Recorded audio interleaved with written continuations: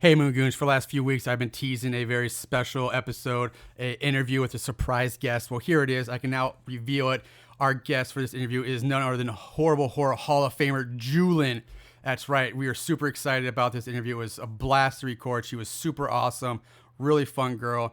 We talked about all the movies she's been in that we feature on the show, Sweatshop, Spirit Camp, and Knucklebones, as well as how she got started in the business. She's told us stories from various aspects of her life, as well as talking about her startup production company, FoxForce, which is a really interesting thing I highly suggest all of you look into and try to get behind. But I hope you enjoy it. So sit back, relax, and enjoy our interview with Horrible Horror Hall of Famer Julin. Horrible horror, so bad it's scary. Splitting up is never okay. Plot, who needs it? Don't turn on the lights. Cars don't ever start, but that's alright. Running upstairs instead of out the door. Good acting, what do we need that for? Horrible horror, so bad it's scary. Enjoy the show, but not really.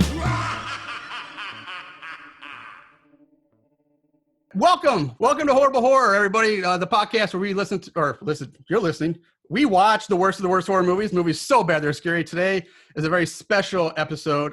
We'll call it a bonus episode, if you will. We are here with actress, entrepreneur, if you will, talented, beautiful scream queen, Julin is joining us for a very special interview today. We are super excited about this. We're a big fan of hers and some of her movies she's been in. So for her to take time out of her day to sit down and do this with us is awesome. We're super excited. I know I'm going to say that a lot during this interview. Thank you, Julin. Yeah, Aaron's You're here, welcome. and there's Julin. Everybody, so there she is. Hey, everybody. Thanks for having me. We are recording this on video, so I got to try to remember that, so I'm not doing stupid stuff with my hands all the time. So you should be able to watch this on YouTube eventually as well. If you don't, we have to faces for podcasts. We don't have faces. Yeah, for we are definitely an audio formatted people. But anyway, I'm super excited. Let's just jump into this. We kind of we sent you a list of the questions ahead of time, so you kind of know where we're going with this. And we'll come with stuff on the fly as we go along. But we'll start off the basic general stuff so people kind of get to know you who aren't familiar with you or have seen the movies that we've done on the show. I guess we'll get that out. Let's get that right. The movies we have featured on the show that Julin has starred in or been in started way back in episode number 4 with Sweatshop. Yeah. It was our first introduction to Julin. And then I'm not going to get all the episodes right. I just remember that one. But then we started again on Spirit Camp. And then we saw her for a third time on Knucklebones, which we'll probably talk about that more later, but I'll say it right now. Knucklebones turned out to be one of our all-time favorite movies that we feature on the show, and actually came in like our top 5, was it? Top 4 or 5 for the year, for that year of movies we did. Top 4, yeah. Top 4. It did not make it into our Horrible Horror March Madness Tournament of Awfulness. It actually was too good to be in that, so we decided to make a top 5 list, and it came in at like number 3 or 4 of that year. So we're big fans of that. So That's awesome. yes, absolutely love that movie, and we're going to talk more about that. So, but first of all, let's just get started with like the basic stuff. You're an actor, you got into acting. So, but how old were you when you first got the the acting bug, or you said, hey, this is what I want to pursue as a career, and what eventually led you to actually try to pursue it? Or well, actually you were successful, but what led you down that road? Okay, well, I'll jump around a little bit. So when I was a senior in high school, when I was a junior in high school, I went to a different high school, and we had like 8 credits, and I was a tennis player. I was #1 varsity tennis player all 4 years of high school. So I moved to a better high school to kind of to play like better tennis. But I moved back to my old high school just for the last year, so I could be with my friends and graduate with them and etc. So I had an extra elective because I went to the school that had 8 classes, and my other school had 6 like credits or courses. So I was able to go to theater, which I've always wanted to try. So because when I was like 5 years old, I was in dance. I am the baby of my family. So I love being entertaining. I love making jokes, dancing, singing. Like I love singing like Mariah Carey. So, and then when I was 8, I would take my dad's VHS camera and start making little shows with my dolls, like editing in camera, making a little show. And then when I got older, I would, go with my friends. Like I remember I was doing like a travel video in our backyard. I was in Paris. Right. So I had always I always loved movies, music, dance. I wasn't that good at dancing, but so finally, senior in high school, I have an extra elective. So I took theater. And right away, I was like #1 student in my theater class. I just had like a blast. And my theater teacher told me, I think his name's Mr. Poland, but he said, you should get an acting agent in Houston. And I'm like, what? What is that? And so he took us on like a field trip to meet the acting agent. And I remember I was like so excited. I bought a new outfit. I had like a red shirt, white pants, and heels and everything. And like, I was like, okay, I'm gonna be an acting agent. Like I'm gonna meet this person. And it was called Actors, Etc. And she told me right away, she's like, never wear red, never wear white. And I was like, and I had gotten headshots taken like at the mall. And this is not where you go get headshots, but I had no idea how to put your name on the bottom of a headshot. So I printed my name, cut it out, took the photo, did a photo scan copy, and then that copy had my name. I had no idea how they did it, but that was my headshot. I mean, that sounds like your style, though. You're making guerrilla films in your backyard. You're going like, hey, I'm going to make this work no matter what. So, yeah. Did you go to glamour shots for your headshot? Was that still a thing when you were in high school? I don't know. Maybe I'm dating myself too much, but God, that would have been hilarious if you went to glamour shots for your headshot. It was like a glamour shot, but like glamour shot was like way out of my budget, So I had to go with like the guy that did photos of the babies. Okay. He did my photos. So it was like so bad. I do probably have a copy somewhere, but it was so bad. So my agent said like, you need to get your professional headshots, and they're like $400. I was like, okay. And then she's like, you have to go to these classes because, you have no idea about auditions and everything. So I was like, okay. So I right at 18, sorry, I started going to classes, and I got an agent, and I got headshots, and these were like black and white headshots back in the day. Right. And nice. I never got a job like for 2 years. Hey, it takes time to ripen on the vine. That's the grind, though, right? Yeah. That's the grind. Yeah. So you made it into acting. So I'm just kind of curious, when did you change your name to Julin? Yeah, that was my next question. Name. Yeah. You went the Madonna route and did the Julin thing. And I really hope that was in high school. And before you even got into acting, you were just like, you know what? This is my thing. This is going to be my thing in high school. I'm just Julin now. Because you were born Jennifer Jean. I'm probably going to butcher the last name, but is it Gulin? Could be Julin. It could be Julin too. Gulin. Gulin. It's Okay. a Swedish last name. Cool. But when my grandparents came from Sweden, they spelled it wrong as well. So I'm the only. Well, we say Gullen now, so you could say Gullen. We're the only like Gullens. If there's nobody else with my last name, unless they're related to me or married to somebody related. So it's kind of cool. So I got into acting, right? So Right. I'm 18, I'm in acting. It was not in high school. I only played tennis, like in high school, like that's all I did pretty much. So, but I was modeling too, because this girl, she told me, she's like, I made $13 an hour for handing out gum. I was like, what? You made, this was like a lot of money at the time. I was like, $13 an hour for handing out gum? like for Big Red or whatever. I was like, I want to do that. She's like, oh, you totally can. I'll introduce you to the modeling agent and blah, blah, blah. I was like, okay. So I had like, it was like promotional modeling. So I had a modeling agent, and people would hire you for their company to help them like network or talk at conventions. And you work at like a booth, you know, you're like a booth babe or something. Right. And so I had a meeting with this guy at a Starbucks, and it was for his company, whatever it was. And we were just talking, and he's like, yeah, I'm in a band. I was like, oh, you're in a band. That's so cool, you know? I was like, I always wanted to sing. Like, I was singing Mariah Carey, like from when I was 8. You know, I would love to like sing in a band, you know? He's like, well, you know, let me hear you sing. I was like, all right. I just sang right there in the Starbucks. And he's like, well, you know, we're looking for another singer for our band. I was like, oh my God, me, you know, I want to audition.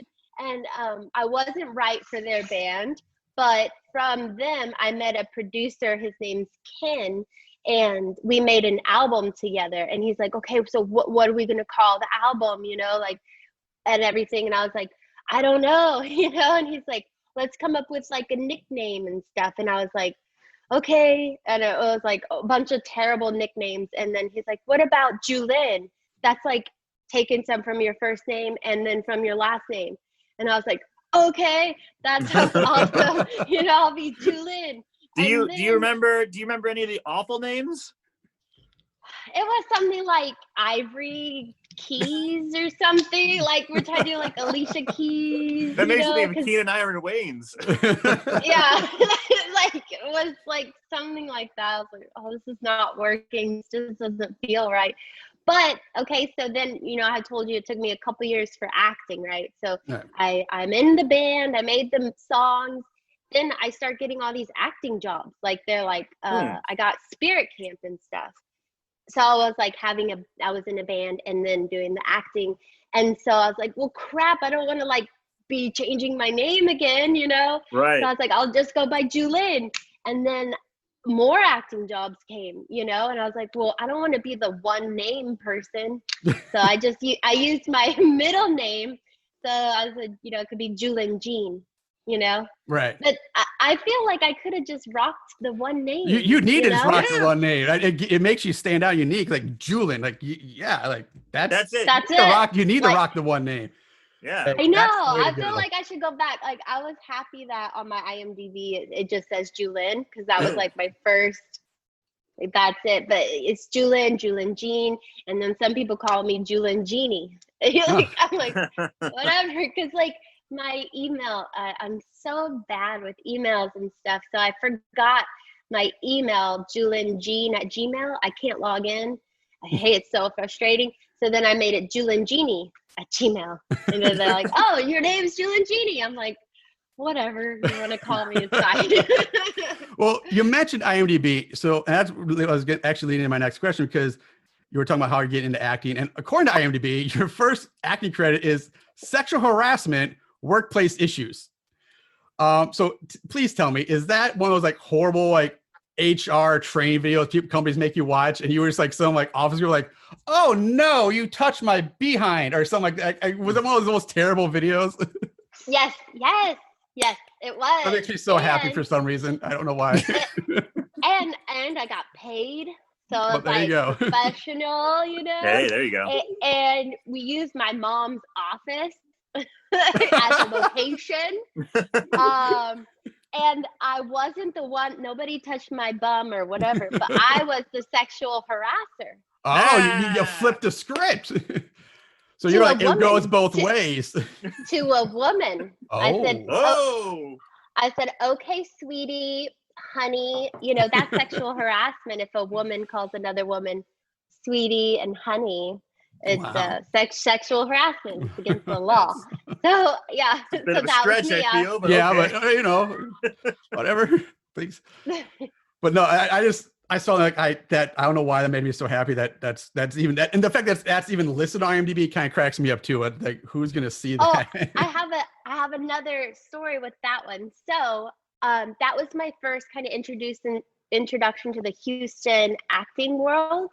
And I met this girl, Ashley, who I harassed, and she was actually my makeup artist and stuff for Sweatshop. Oh, because we're going to talk about that, because that's one thing I wanted to talk about when we get to Sweatshop. So that's cool that you actually met her. I mean, that's kind of serendipitous right there, if you will. Like, you met her that early, and then you would go on later. Well, yeah, it's a very small community too. But yeah, I would love to talk about Sweatshop and my audition process too. Yes, we are coming to those. But let's dip our toes into the horror movie then. So, growing up, what was the first horror movie that you ever saw? Like, do you remember having your first experience with a horror movie as a kid or whenever it was? Yeah, what's one of your first earliest memories of a horror movie? Watching Chucky with my cousin.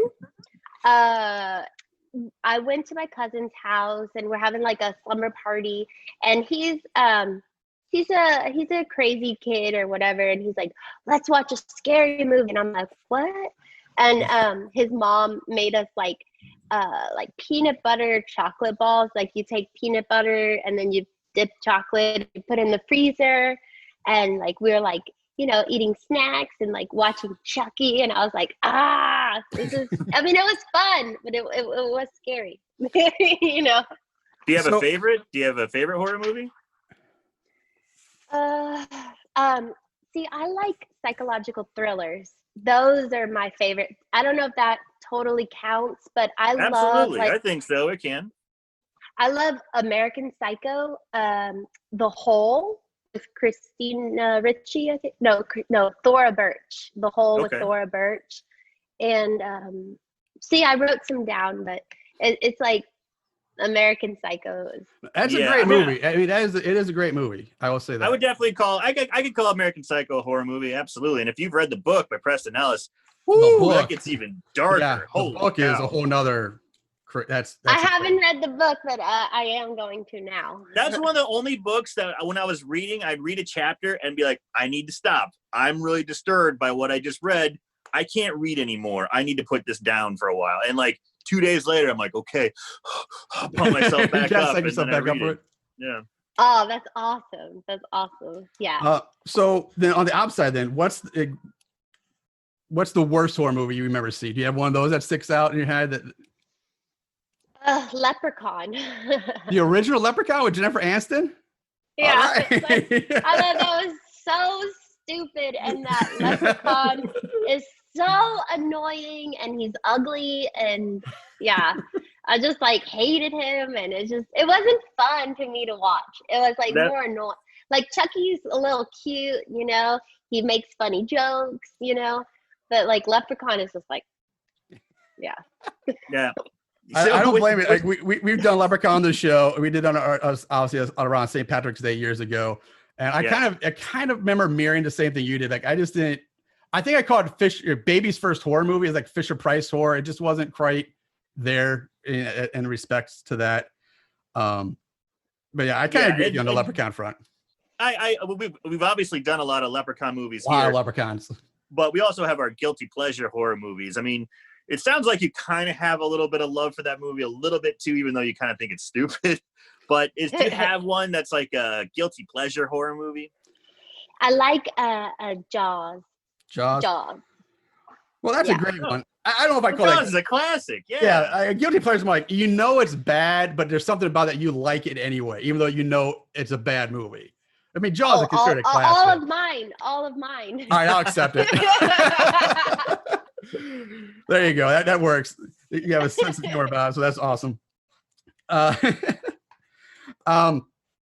Aaron, I think you want the next one. Yeah. It was just we talked about the horror movies, and especially the ones that you love. Now, kind of going on that, you've been in a nice handful of horror movies. I mean,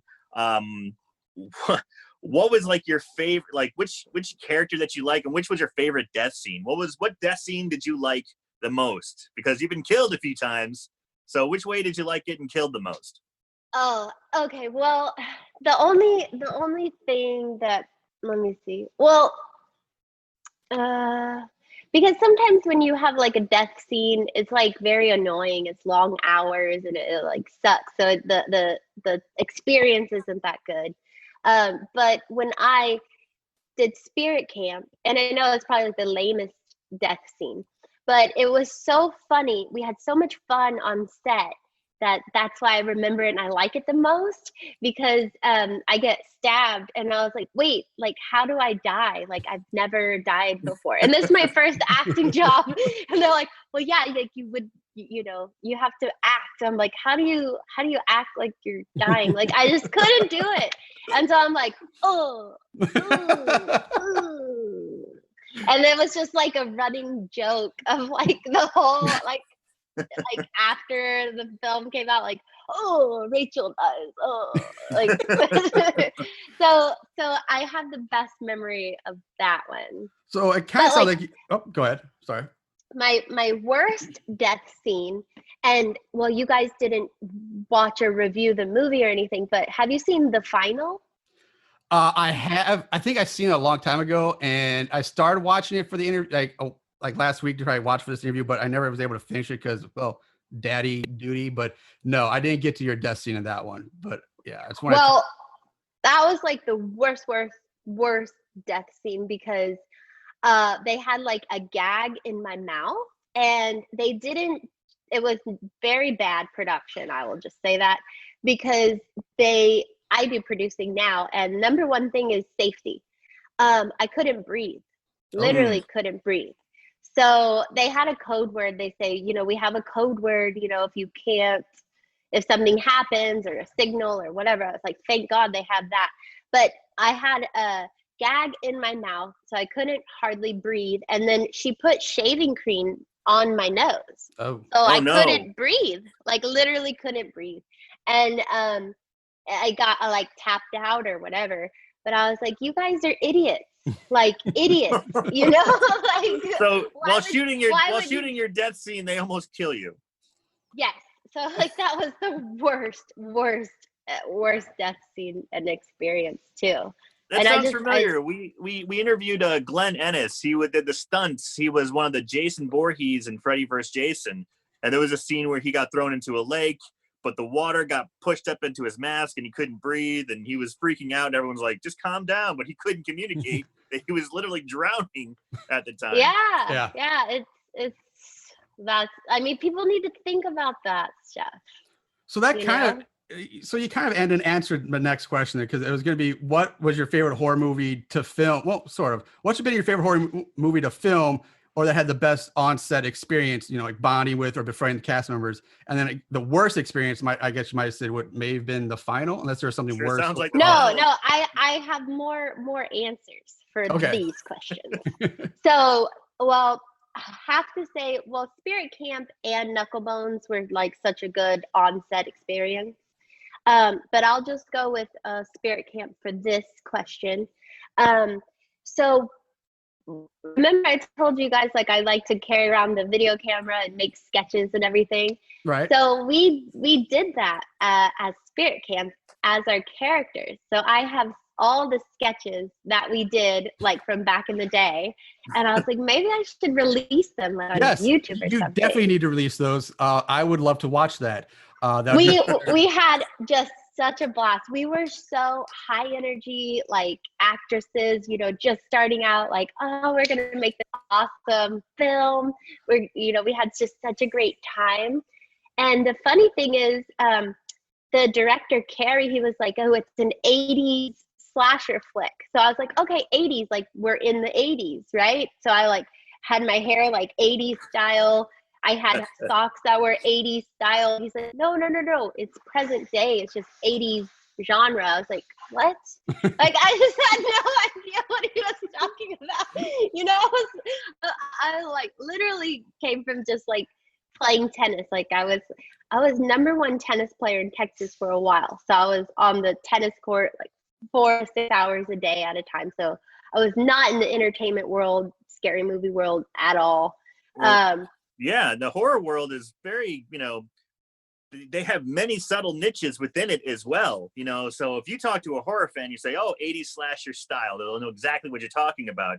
But really, you have to be involved in that community for a while before you get to know the lingo and pick it up. So if you're coming off the tennis court and they're like, oh, it's 80s slasher style, you're like, 80s, got it, big hair. pom Yeah. socks. I was like, hoop earrings, I was like, oh, 80s. Some leg warmers on you, a lot of neon. There you go. Exactly. So we filmed it at a Lake Houston, and so we got to have like our own cabin. So it was like we were camping. So it was like, and we had like awesome catering.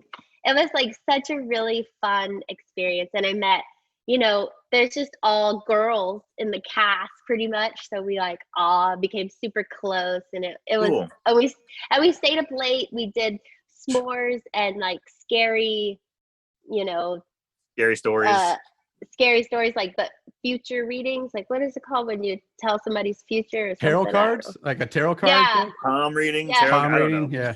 Yeah. So some girl was like doing all of that and stuff, and it was hilarious. And then the worst one was Boggy Creek, and I know y'all had a question about that one too. Yeah. So basically, when I got cast in Boggy Creek, and this is still like a longer story. So me and Denise had this running gag of like, how many things can we be in together? We want to make like a drinking game out of this, right? So like, you're getting pretty good at that. Anything I was in, I wanted her to be in, anything she was in, like I was in, we just really went for this. And so we both got in Boggy Creek, and her role was better than mine. I had like, they're like, oh, okay, you're going to play a Kay, this guy's wife. I was like, okay, that sounds whatever. Like, I don't even know if I read for the part. They just like asked me to do it. I was like, okay. And then I was like, so what with the wardrobe and stuff? And my agent goes, oh, they'll tell you when you get there. I was like, okay, whatever. Like, I guess they have wardrobe there because all the films I had, they have wardrobe for everybody. And so I get there and they're like, you're not going to wear a wardrobe. And I was like, excuse me? I don't do nudity or anything. What? Oh, you don't? They're trying to like be skeezy about it. The director had done like porn before, and now he would do scary movies. And I was like, dude, like, I don't do that. So like, what are you talking about? Like, I guess I'll do implied, like, so I wore like a nude colored coverings, but I thought that was just terrible how they're like, they should have had a conversation with me before. Yeah. And if me and Denise didn't have this running gag, I would have pulled out. But I was like, damn it, we have this gag. I was like, and I drove 8 hours or something to be there. Wow. Yeah. So like, they didn't tell me until I got there. Yeah, that's a theme we've heard before in some of our past interviews, and that's really unfortunate. I hope that, the current era, it seems like a lot of people are becoming more attuned to, kind of like the Me Too thing as an example of just, you got to tell people up front what they're doing. You can't just slip in, hey, by the way, you're going to show your boobs. That's not cool. So is that okay with you? Like, right. Like, no, it's not actually. Like, this is a different thing, Yeah, I mean, if you're going to do it, tell them up front, why are you doing this, cloak and dagger BS? That's just so sleazy. Yeah, it is. And that's exactly how I felt. And that's just like why I just don't associate a lot of people like I'm friends with, directors friends with, but this I'm like, nope, no thank you. So right. Well, that actually pretty much covered all my questions I had for Bogey Creek later. Like the fact that they, how they pitching you to be, you're going to be naked. And they didn't even tell you. Creek. Boggy Creek, yeah, whatever. So they didn't even tell you, and that's crazy. It is, and it's like they tried to get like the wardrobe girl to like coach you into this. Like if I hadn't been such a strong person, athlete, whatever, like I maybe could have been convinced or something, but I feel like it's very important for women to have strong opinions and be, just strong in who they are and say like, no, bro, not okay. Right. You know? That's a great answer. And we're going to touch on that some more later because I definitely want to get your opinion some more on that subject. But just talking about, like you said, in Boggy Creek, You didn't really, you just kind of pitched you and they said you want to do it or something. But what's been your process like for a process? But what's the auditioning process like for especially on the indie scene? Like, are you often, how much of it are you auditioning? And like you said, or is it people just come to you and say, hey, do you want to do this? Well, it varies. So when I first started, the audition for indie film versus a bigger budget film, you go straight to the director, like for the first audition. For the bigger budget, you go straight to the casting director. So you get to meet the director right away. Like with Sweatshop, he actually came to my agency. And I was still very new at that time. So he came to my agency and he asked me to, it was a better agent, just saying, than the one that told me the red didn't work. I had already upgraded to the best agent in Texas. So I already upgraded at that point. So he went to the best agent, and I was like, that's cool. And he's doing a film. And I was like, well, that's cool. And he asked me to prepare a monologue for the audition. So I was like, okay.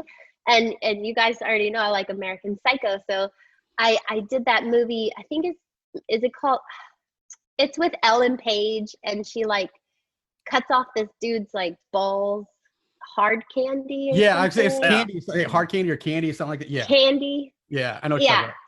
So I do that monologue, and I think I like juggle the balls or something. And he loved it. But I had not read Sweatshop's script. I had no idea what it was about. I had no idea who he was. But I was just like, I just want to play like this crazy psycho girl kind of character. And I thought the monologue was really cool. So I did it, and he loved it. And he casted me that way. With Spirit Camp, we went to Carrie Byers' loft. He was a very well-known headshot photographer in town. He did all the beauty queens and all the actors and everything. So he had like a good reputation. Again, he called my agent. And so we had a sign-in process. And this is when like I literally could not get any acting jobs. I was like, I just like suck as an actress.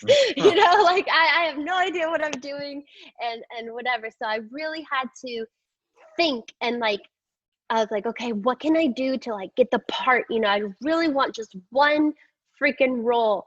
And so I literally ninja kicked into the audition. Literally, I was like, you know what? Fuck it. I'll just do a ninja kick. That's how I'll start the audition. And I got. Oh, that's for sure. That's I great. got the part. I was like, yes. But we had callbacks and everything, and then we had casting readings with the other girls, and he would put us together. So that was cool.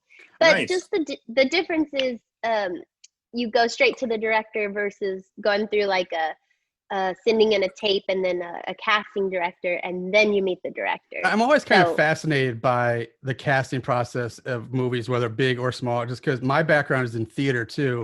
I was a more technical theater with an emphasis in directing myself. So I did a lot of stage plays, a lot of directing for that. And honestly, some of my favorite parts of the process was the casting process. I just loved seeing everybody come up and reading and pairing them together and doing all that. So I just, for some reason, I'm always really intrigued by the casting process for everything out there. So did you start ninja kicking in every audition now? Do you just ninja kick your way through things because it worked for you the first time?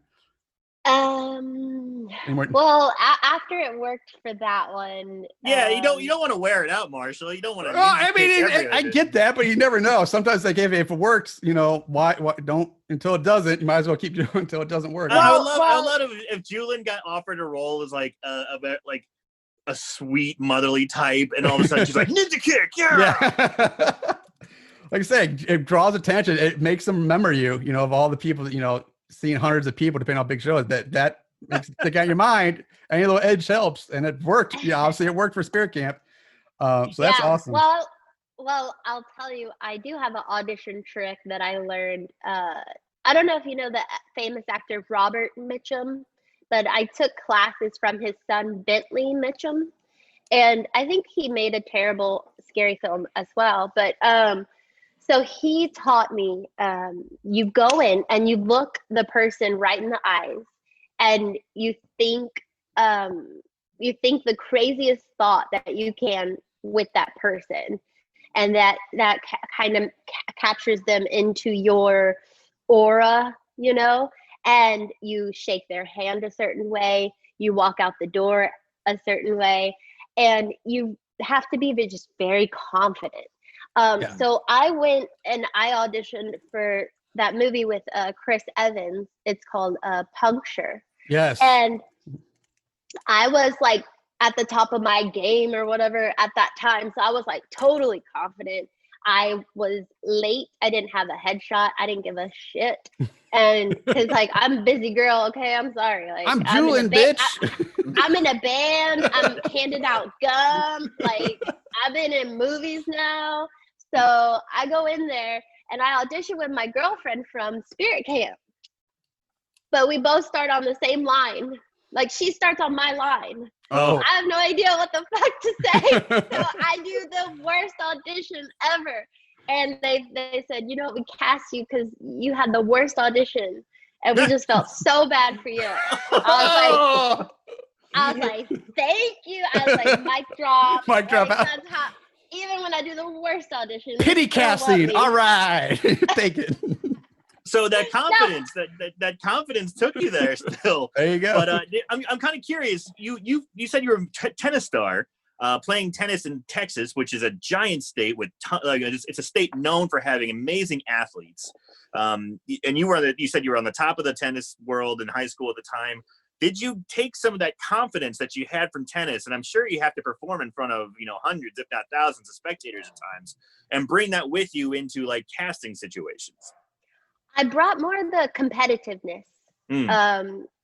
So because I'm competitive, so I want to win, I want to be the best, I want to what I mean? Just like do the best I can, especially at auditions, like those are super competitive. So that's what I would bring, I would take the best classes, I would take all the workshops, I would just try to get the best skill that I can to do this. And it took me a long time to learn how to act. I did not have a natural talent for it. So I feel like now when I could act, then I kind of started screenwriting. But but definitely sports help with competition edge. So if kids are girls, I would recommend get them into sports. Tennis is great because you learn how to be independent. And it's just awesome. So it definitely builds confidence, and you feel strong like in your body, Yeah. I definitely took that. That's like what you just said about getting girls into sports and the building confidence. I mean, that's one thing I've done with my daughter. She's only 3 now, but getting her started, I got her into dance and she's doing gymnastics as well now.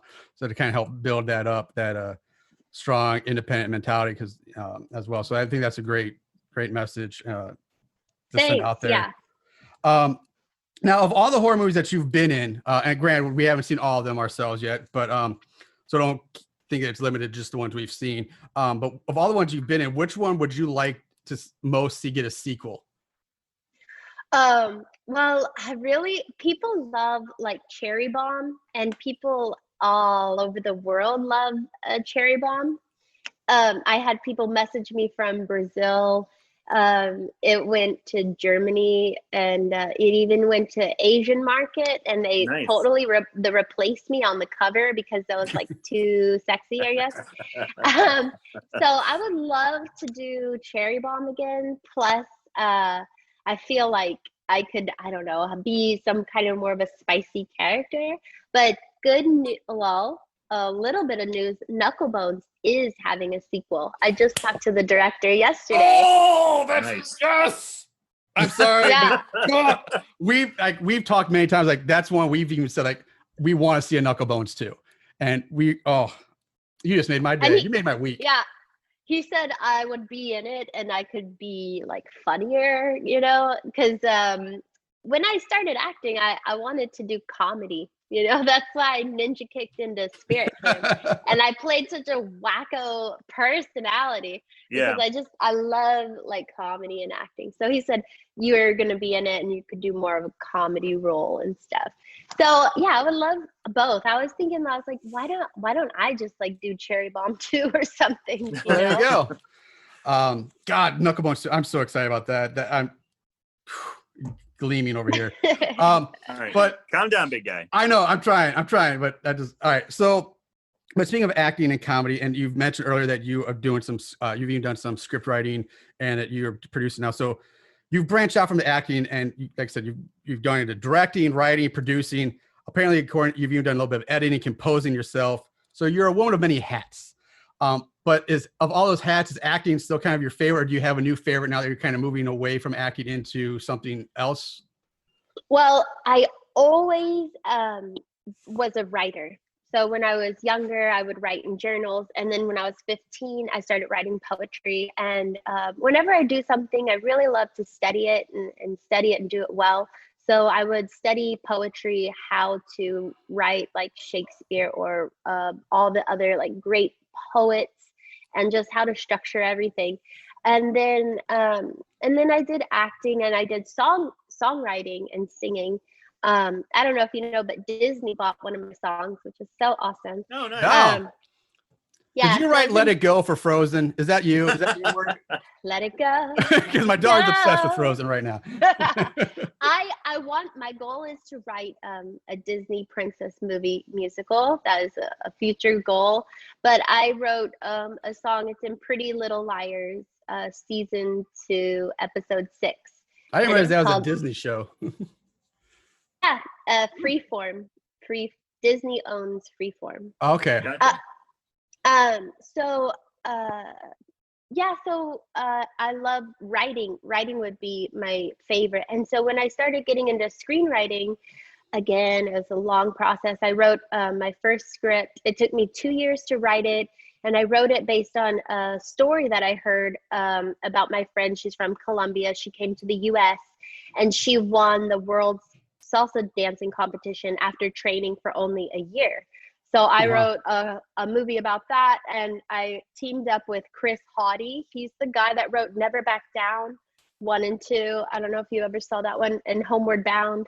And he was like my screenwriting mentor, and he helped me just understand the business of screenwriting and also how to write smart scripts. And then I took what he taught me, and then I just study, right. Research. And so I love writing, because then you can just chill in your pajamas, you can write. But I do love, I love producing. I still love directing. I love running my company. But I guess favorite would be writing. Okay. Nice.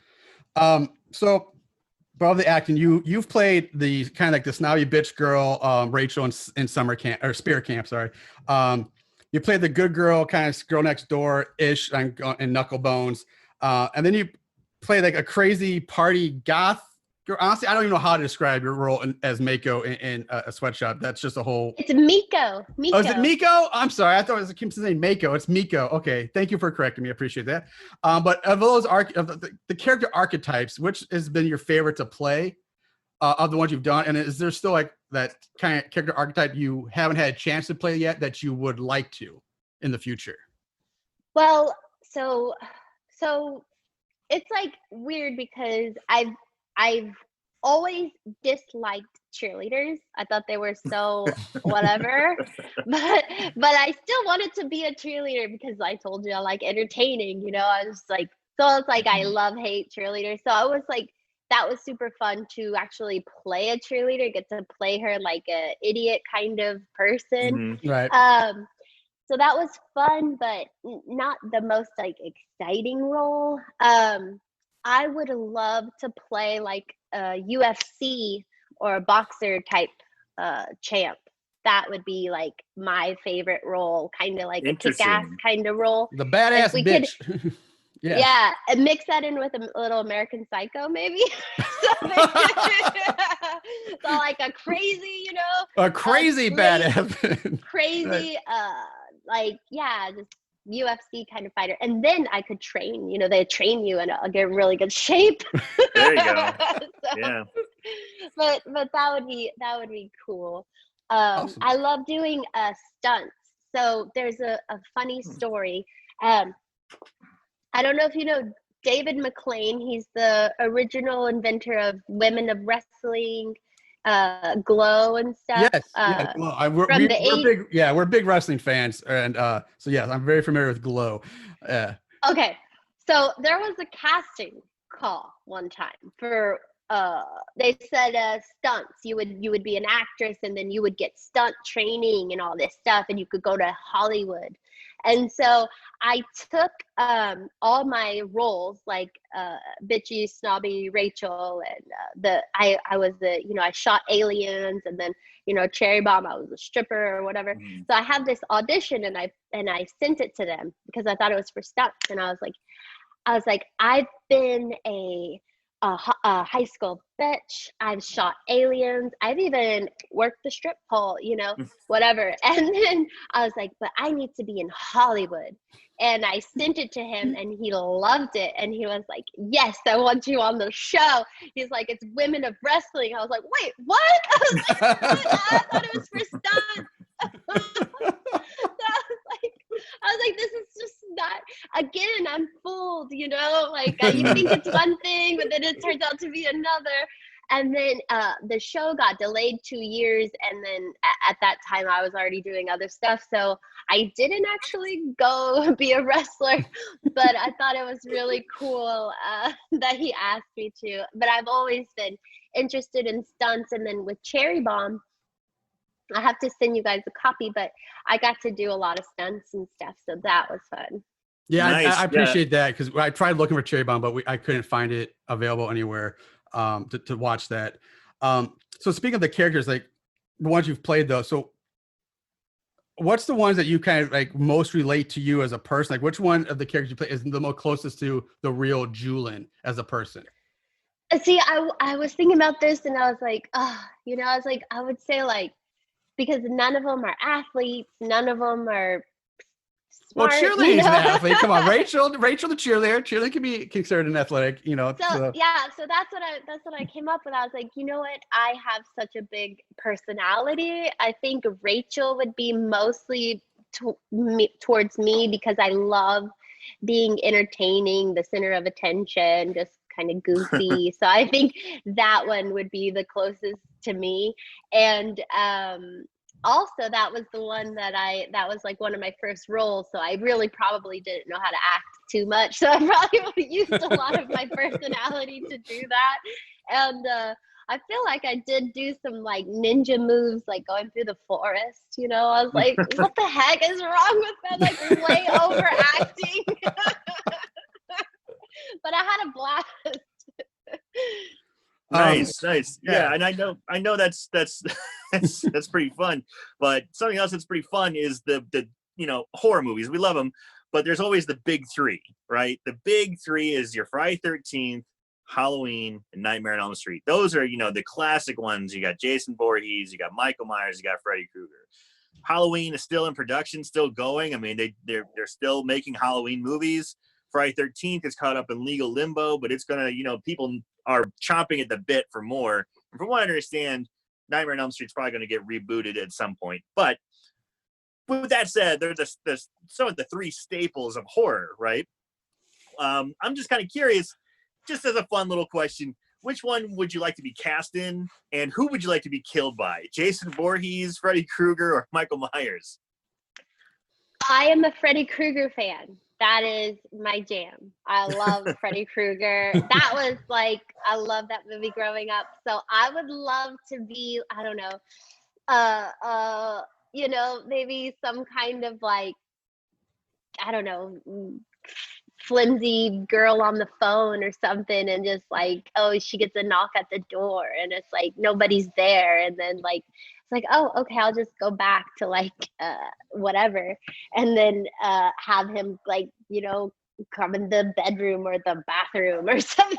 Like, yeah, his kills are always so much fun because he can play with the dream world, and he can like come in through the floor, come in through the drain, or he can. He's coming so through a different ways. telephone. She mentioned being on the Yes. phone. He's coming through a telephone in the very first. I mean, that's an iconic. Yeah, maybe like I'm an executive, I have like a job interview, like on the phone, and it's very serious, and somebody keeps tapping at the window, and I'm like, what the fuck, man? like, so sorry about that. Where were we? And then like the phone gets he comes on, he's like, you're not getting hired or something. Bitch. You gotta add the bitch. Everything Freddie says, you gotta add bitch after, apparently. Yeah. And then I'll just be like upset, because I'm like, what are you talking about? You owe me a raise, Like, I'll give you a Like raise, battle. bitch. And then he'll, I don't know, do something. So no, that's cool. That's cool. I don't meet a whole lot of, I haven't met a whole lot of Friday 13th fans lately. It's been Nightmare on Elm Street. It's been very Friday 13th oriented. Yeah. Seems like very heavy, but so it's kind of refreshing to meet somebody who's more on the Friday 13th. God, I'm all Nightmare on Elm Street side. Yeah. Freddy Krueger side. Krueger. Thank you. Yeah. Yeah. My wife still loves Nightmare on Elm Street. That's her number one. Yeah. Yeah. I can say because maybe it's for the dreamers. For the dreamers. there you go, the Dreamers. Yeah, and there's also a little more. I don't know, like I said, some comedy and lightness to it because there's more on the fantastical side of things with the dreams and the crazy kills that go on in there. So it's a little more. Yeah, I love incorporates that. I feel like they should do more of that stuff. Definitely. Yeah, but it's gonna be so hard because Robert Englund's so old now.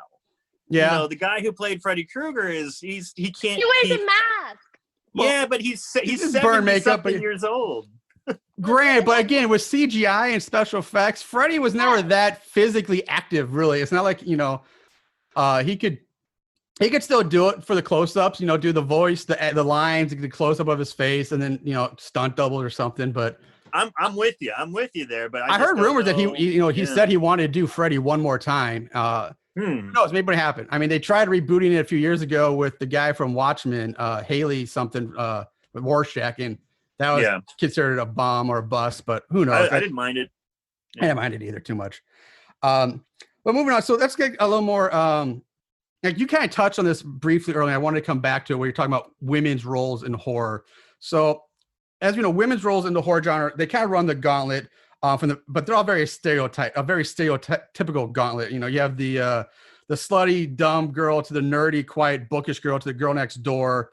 But then at the same time, the genre is very notorious and infamous for its nudity, especially female nudity and sex scenes in the genre as well. So, but as a woman, how do you feel about women's roles in horror movies? Even though a vast majority of the time, a woman is the last one standing who defeats and takes down the seemingly unstoppable psychopath, the killer, but then still a lot of times they're do you consider them exploited at all, or do you view it as a form of empowerment, or what's your take on the role of women in modern day horror right now? Well, you talk about women's roles, but you have to talk about men's roles too, because men are always playing the monster role, the rapist role, the killer role too. So I feel like they're just super stretched. They're not realistic at all. I don't feel like they're empowering or in any way. I think it's just completely entertainment, just entertainment hands down. Let me see. I think it's just, as a screenwriter, this is what I was going to say. So as a screenwriter, I've heard that you want to make your character, whoever is going to get killed, very flawed. So you have a reason to kill that person. So usually with women, it would be like a sin that they commit or, something they do. I kind of look at it like they're like the village idiot kind of person. Either the village idiot can get killed or, the village idiot somehow pulls through and makes it towards the end. But it's not like you're mad at that person.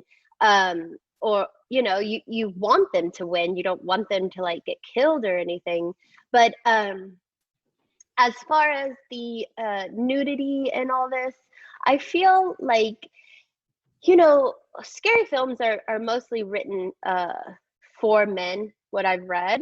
And they, it's just entertainment. So because I've had friends that they'll show their boobs or whatever in film and stuff, and I feel like if you want to do it, it's fine. In Europe, that nudity in film is more open. It's more like that. I feel like that's also why like I had to simmer down with the acting, because I am just not that person. But that doesn't mean there's something wrong with me or something wrong with anybody. It's just that's not who I am. Right. But Right. I think it's just it's like it's entertainment, right? So you want it to be titillating, you want it to be exciting, So if somebody's gonna get killed because they're like being a dumb idiot, like taking their top off by the pool, like then there's a reason to kill them, As the writer, you have to make, you don't want to kill like a hero type person unless they're very flawed.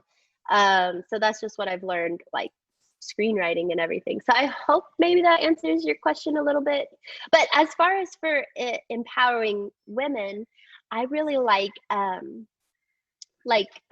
Judith Ginsburg, who writes like things for Congress, like that kind of stuff is empowering. Or like Girls Trip, the super awesome comedians who are like edgy, those kind of roles are like very empowering. But for scary films and everything, I feel like it's just entertaining, and to me, it hasn't quite reached that level yet, right? Yeah, I don't. Yeah, it's like horror movies. Horror movies always seem to follow formulas, kind of what you were saying. It's like you've got your bubble-headed co-ed type gal, and then you have your stoner guy, and then you have the girl next door, and then you have the jock, and it's and it's those people repeat. Yeah, they're flawed characters, so you're like, it's okay that that guy died or whatever. But how do you guys feel about the men always being portrayed as like the monster or serial killer guys? Like, how do you feel about that? That's an interesting question. I've never really thought about that, and that's kind of you kind of throwing that, kind of putting it back on us is actually very interesting. And it makes you actually really think, because I haven't thought about that. And I mean, I guess it makes sense because men are always, if you want a horror movie, you want your killer to be large and imposing, and men are normally naturally bigger and larger to make that more imposing. But I'm going to relate this back to a movie we did around last Easter or something like that, or maybe not this year, but the previous Easter because pandemic and all that. But we did a movie called Bunny. And in that, the killer, it was a slasher, 80s throwback slasher, like, just like a lot of them.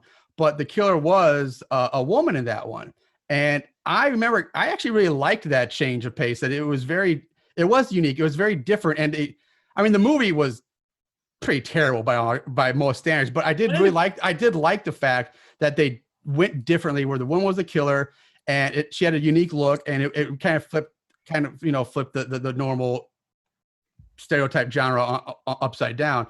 But I don't really know how I feel, because I've never really thought about it before, and that's it's very interesting. And I wish I had a better answer right now, but it's like I want to go I feel like I need to go away and like ponder this and just think about this for a while, and then come back with a proper answer, because that's a very unique perspective to look at it from. For me, I'm that's that I've also probably never really haven't thought about it as much, but I'm kind of piggybacking off of what Marshall said. Often you see the men as the killer, and in society, yes, there are more men serial killers, yes, there are more men murderers, but that doesn't mean women don't do it as well, and they can be just as vicious and imposing and monstrous. And I'm glad you brought up the movie Bunny, because that is one where it's convincing. It is real that this woman is this killer. Yeah. We watched other ones with women killers as well, but it's always like the big reveal. It was a woman. Whoa. Yeah. Whereas in Bunny, it was like, hey, this lady is out for blood. She's going to kill you. So it was but it was convincing. It was real. So I think we actually kind of liked that one a little bit better. That's one reason why I liked it better, or at least I liked it. I mean, the movie overall is pretty terrible, but I loved that fact about it. And I enjoyed, and it made me enjoy the movie more than I probably should have or would have otherwise.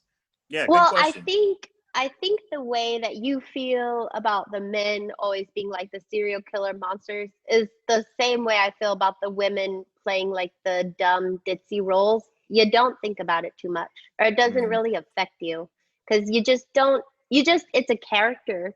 So it doesn't, like, women are not like that. So Right. it doesn't resonate too much. It's like, okay, this is a part, this is a Yeah. character. And It's then 2020, if you say woman, I mean, Caitlyn Jenner is a woman now. I do not associate with that. I don't associate with Caitlyn Jenner. So now I say I'm a female. mhm. I could say that, I am a female. I have female parts and stuff, but I can't Yeah. say I'm a woman because I do not care about painting my nails every day and wearing all the makeup and stuff. So I actually saw Caitlyn Jenner out. I was right next to her. Very big woman. Um, but I don't think I am that woman, so Right, that's why I right. just say I am Yeah. a female. Human Former Olympic female. athlete. Yeah. Olympic champion, by the way, not just Olympic gold athlete, Olympic medalist. Yeah, champion, yeah. gold medalist. But okay, let's move on now. Like, because I want to kind of keep this role. You were talking about, especially in your writing, with writing for characters and making your characters flawed. And that kind of makes me want to segue into some Sweatshop specific questions. No, let's just talk about Sweatshop for a bit. Before I go into the actual questions, one thing I remember saying, I know you said you didn't listen to the episodes, but one thing about Sweatshop and I went back and did watch it again. I was able to get it. And I bought it on Amazon. Just straight up bought it this time. And we talked about one. I'm sorry, I'm going all over the place right now. But you talked about the girl you met that did the makeup. Was it Ashley or something that did the Yes, makeup? Ashley. Okay. I will say that movie. That movie has going for it is incredible makeup and gore effects. The gore effects and makeup in that movie are tremendous for a low budget movie. Absolutely. Good kills. Absolutely just out of this world for that level. But on the other hand, you're talking about writing flawed characters. And one thing I remember specifically saying about that movie is the characters in that movie, I'm sorry, but were terrible people. Just the worst people. And like, and most time in horror movies, like, your final girls, you want to find people you attach to that you want to pull for them. You want them to pull through and you want them to survive and you want to see them victorious at the end. There's not a single character in that movie that I want to see everybody dead. Yours, Miko, I don't want to say Mako. I know it's Miko, was probably the least offensive, really. At some point in my time, she was not that much of a terrible person, but my God, like, can we talk about that for just a second? Like, what was your take on these characters in that movie? Because that was one of the worst collection of characters. I'm not gonna say actors or people because everybody's different, but character-wise, just ran the gauntlet. That was super young, so I didn't really even understand my character. Like, I didn't even understand the dialogue. Like, I didn't know what I was saying. So if you don't relate to what I was saying, that's because I didn't know what I was saying. I was just saying. You were the least problem. I'm sorry, you were the least of it. I was just saying words, and I was just trying to make my character entertaining, like doing all this like movement. Yes. And the freaking hair, I swear I felt like it was gonna take my scalp apart. I want to talk about that hair after we finish this train of thought. We're coming back to that hair. Yeah, so I had no idea what I was saying because I was technically an adult, but I had just got out of high school. And like I said, I had just played tennis. I was maybe kind of more of a sheltered kid. I just played tennis and stayed home. So I didn't have too much life experience. I didn't have too many boyfriends. So I had no idea like what I was saying. And it's like adults writing words for like unmature brain for me at that time. So I was just like, I don't know. That's funny that you say that, because talking about how you're just out of high school kind of show, you're not knowing what you're saying, because that's the script and dialogue of that movie is so vulgar and so sexualized that it might have been a blessing in disguise that you didn't really know what you were saying, because you're talking about blowjobs and sex nonstop, and like every other word is an F-bomb from like every character in that movie. It's just crazy. I know, and I literally that was in my like I didn't know too much about that. Like I was just like because I was just an athlete person, and so I was like, well, I'll just say this. I mean, I guess. I mean, I really just trusted the directors that I worked with. I was like, I just want to make it good for them because I know you see how much energy, how much effort they're trying, and you just really trust them. So you just really want to do like a good character for them. But you guys asked how they killed me or what they used, right, for the body. Yeah, because you get Miko gets like an overhead smash with a giant anvil hammer and just gets obliterated. So there's got to be a point where you're in the cut, and then they bring in the dummy or whatever. But so what was it feel like? How did they explain your death scene process in Sweatshop for us? Okay, so it was super hot in a warehouse, and it was terrible. But the killer, Jeremy Summerall, him and I became like pretty good friends. That was his first scary film.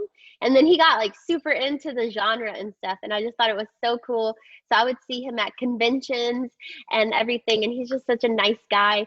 So I had to ask him. I was like, what did we use again? But it was a bunch of different body parts, he said, from like different dummy parts. And they used the same dummy to kill like multiple people. So they just put that wig head hair on the person and then kind of used it like that. So it was just like a dummy body made up of different parts and used like multiple Frankenstein times. dummy, then basically a Frankenstein dummy filled with, I guess, fake blood and goo and put your hair on top. Yeah. That poor dummy just got the shit smashed out of it then. Yeah, I bet they like threw it away after that or something. But okay, we brought up the Miko hair now twice, and that's my next one because what was it like? Because for those of you who haven't seen the movie, and some of you I'm sure listening have, but the hair that you wear in that movie is insane. Like it is, I don't know how to describe it. It's big, it's long, it's like dreadlocks, but it's also like plastic tubing in it or something. I don't know what's going on, but what was it like having to wear that for hours on end filming? And then how long did it take you to get in and out of it every day before and after shooting? Like, what was that process like? Well, okay. So I was, super new into acting at this time. So the first like 2 days I sat in the hair because they're like, it's very hard to get on and off and everything. And I was like, I understand, like I'm here for the role, I want to do my best, so I'll like sit in the hair and stuff.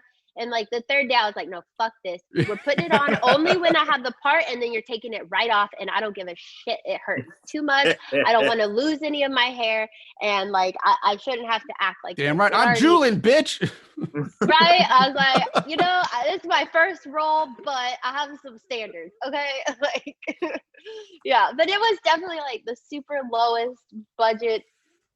Not the lowest budget thing that I've worked on because I did a student film before that and it never came out. But it was a really low budget. Like we had pizza on set and stuff. And like after that, I would be like, I do not eat pizza on set. Like I can't because you get exhausted. I mean, you just want to take a nap after eating 3 or 4 slices of pizza.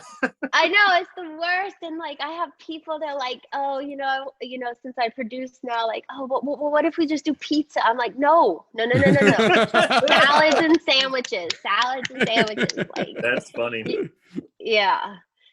But it was fun still. Like Jeremy's the only one that I talked to from that film set though. So yeah, he's a good killer. He's a big, scary. He's a really big, large, imposing guy. Mm-hmm. But maybe you can answer this question for us because I remember looking back at the episode, especially it came back to me rewatching the movie. Was it ever explained in the script or on set? And I know your character didn't have much anything to do with it. But what was the story, or who the hell were these? Was the killer like the ghoul girl, like the harem he had wandering around this warehouse? I was so confused by this watching the movie. Like they were never explained. We don't know they where were like vampire girls, and they kept multiplying. Like at first it's like there's 1 or 2, and then there's like 4 or something. It's like, where did these things come from, and why are they there? Was that ever explained, or like, do you know anything about that? So this is how the movie was pitched to me. Okay, I was like, do you know those like raver kids? Like, aren't they just so annoying? Like, don't you just want to kill them all? That's Sweatshop. Okay.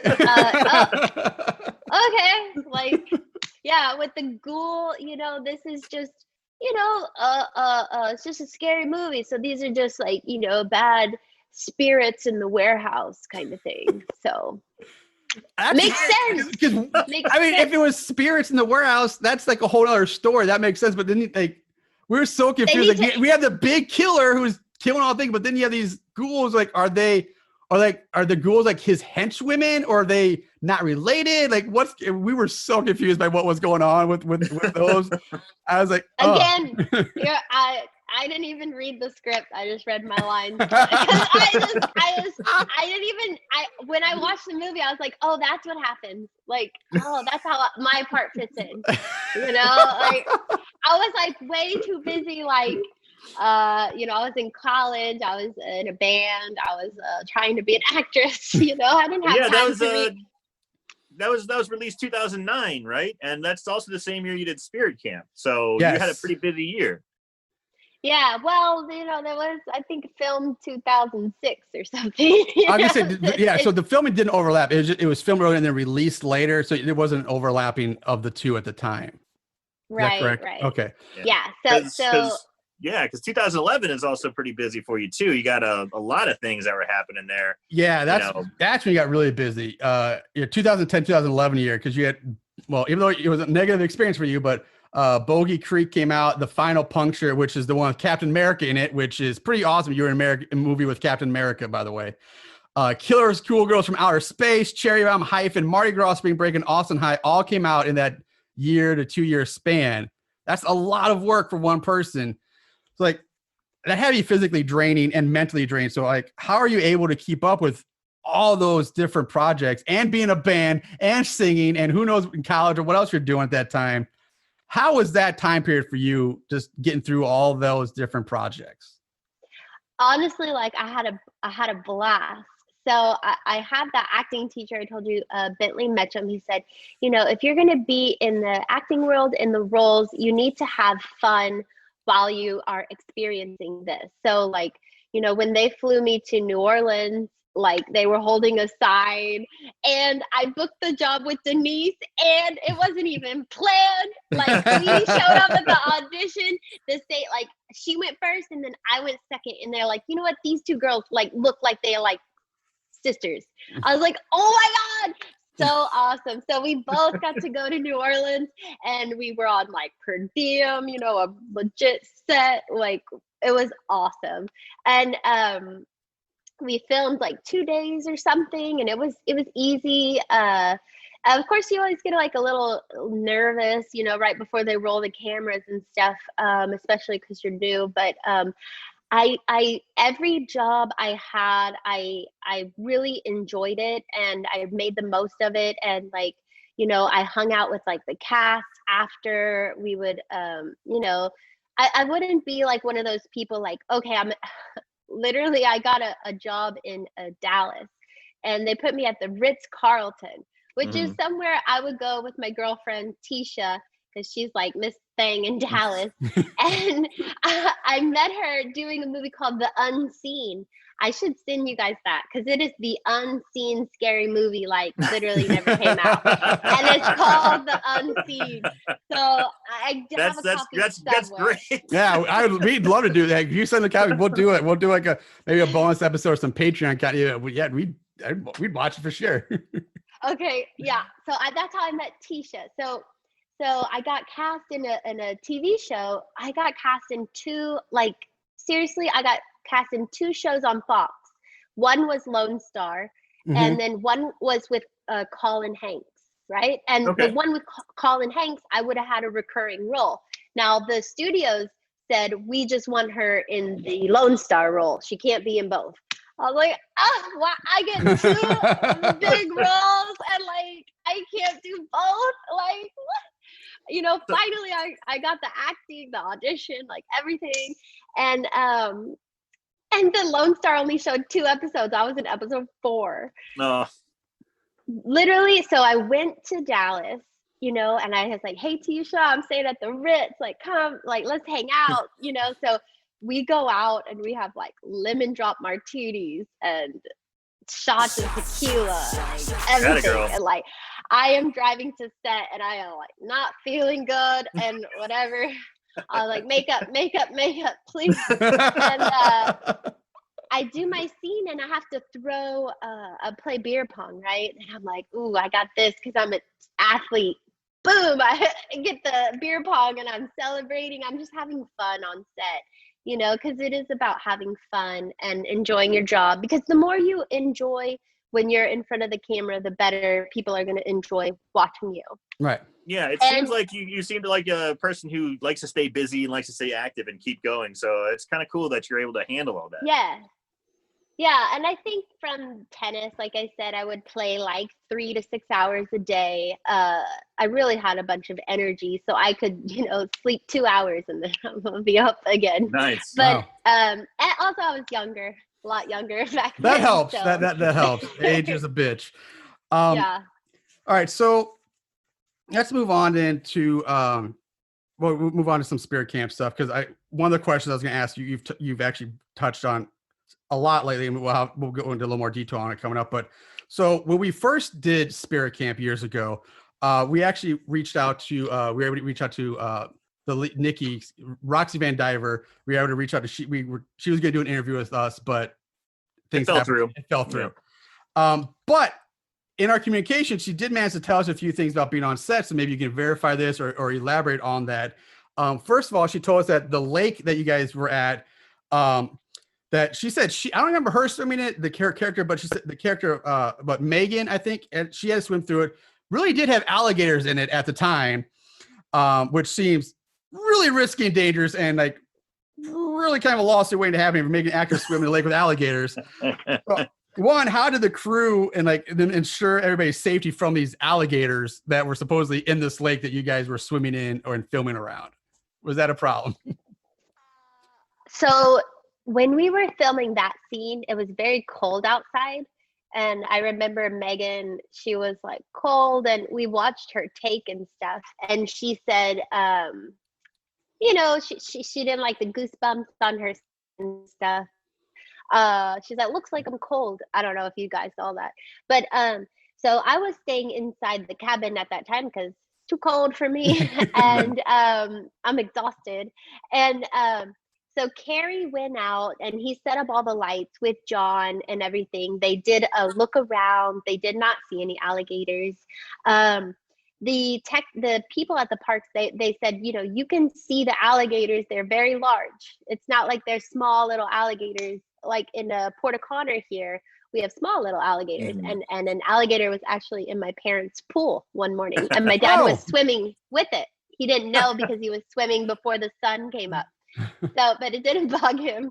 But it was pretty funny. But so they looked around and everything. And then she swam literally like 5 feet out and 5 feet back. So she didn't swim across the lake or anything.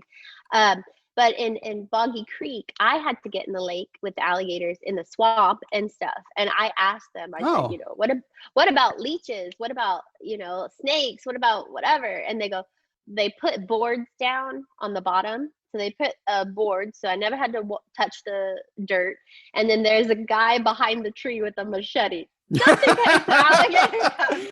There's your security, a guy behind the tree with a machete, just the case. So that's how they That's keep you hilarious. safe. They got some joker behind a tree with a machete. Yeah. I mean, if an alligator jumps out and grabs you, it's like, don't worry. I got a machete here. That would take care of the alligator. That sounds horrible. I think he was the guy like with the like special effects team too. Oh my like, God. I don't think He's not even a looks professional. like It's just a Joe Schmo. They can here, take this machete and stand on that tree. no, and it's illegal to kill like alligators and stuff. You know? Oh my like, God. Yeah, that's Boggy Creek. Oh my God.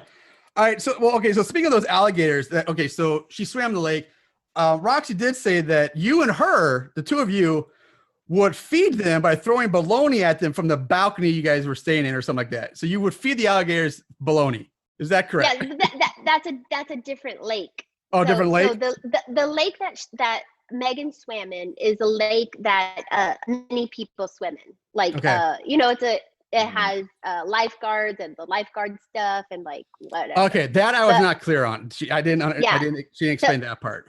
So there's another cabin, there's another lake, and that's where we saw alligators, and we would throw stuff and feed them, which is also probably you're not supposed to do. But I was young, I didn't know at the time. Okay, forgive me. But my parents, growing up in Texas, my parents have property and it's untamed, so I'm very used to like animals and wildlife and stuff. And so I was just so all for it, being camping and stuff. So I was like, yeah, let's feed the alligators, Feed the alligators. All right, let's chum the waters a bit more. But luckily you weren't. There's a different lake, so that's great. I don't have to swim. Yeah. Yeah, like I'm not swimming. What do I care? Here's some more bologna. Here you go. Don't piss me off, Megan. Walk around bologna in your pocket just in case. And get that in there. But then Roxy also said that you guys had did have a real problem with raccoons on the set, though, and that during filming they would eat peppermints. You would feed them peppermints from your hand, but they would also steal food and like the flavored fake blood or stuff like that. So yeah, raccoons are an issue there, supposedly. Is that? Yeah, because I never fed them peppermints or anything, but Roxy had a lot of scenes, that I wasn't in. So she was working a lot on the movie, being offset and stuff. But I do remember, it was a big national park or whatever. And so the supplies and food stuff would be here, and then they would be filming like 10 20 feet over there, and it would be at night and nobody would be by the ice chest and everything. So I guess they got in there and took the stuff, and like they came back and they're like, what the hell, but I only kind of saw that like one time. Most of my scenes were inside, except with the car scene, but that was literally right outside the cabin, so I didn't have to go too far in the woods. I think maybe like once or something when we're talking about, and I'm like, oh, the guy went that way or something. But yeah, I mean, it was fun, but it was definitely just some wildlife, One thing, a couple of things that just came to mind, because I think you mentioned it too. I know Roxy mentioned to us that on her off days, even when she wasn't filming, she was doing a lot of behind the camera work as well on these independent. That's very common in independent movies. Were you doing that as well? And when you weren't filming, were you doing behind the camera stuff, or you were like, I'm Julin, bitch, I'll be in my trailer?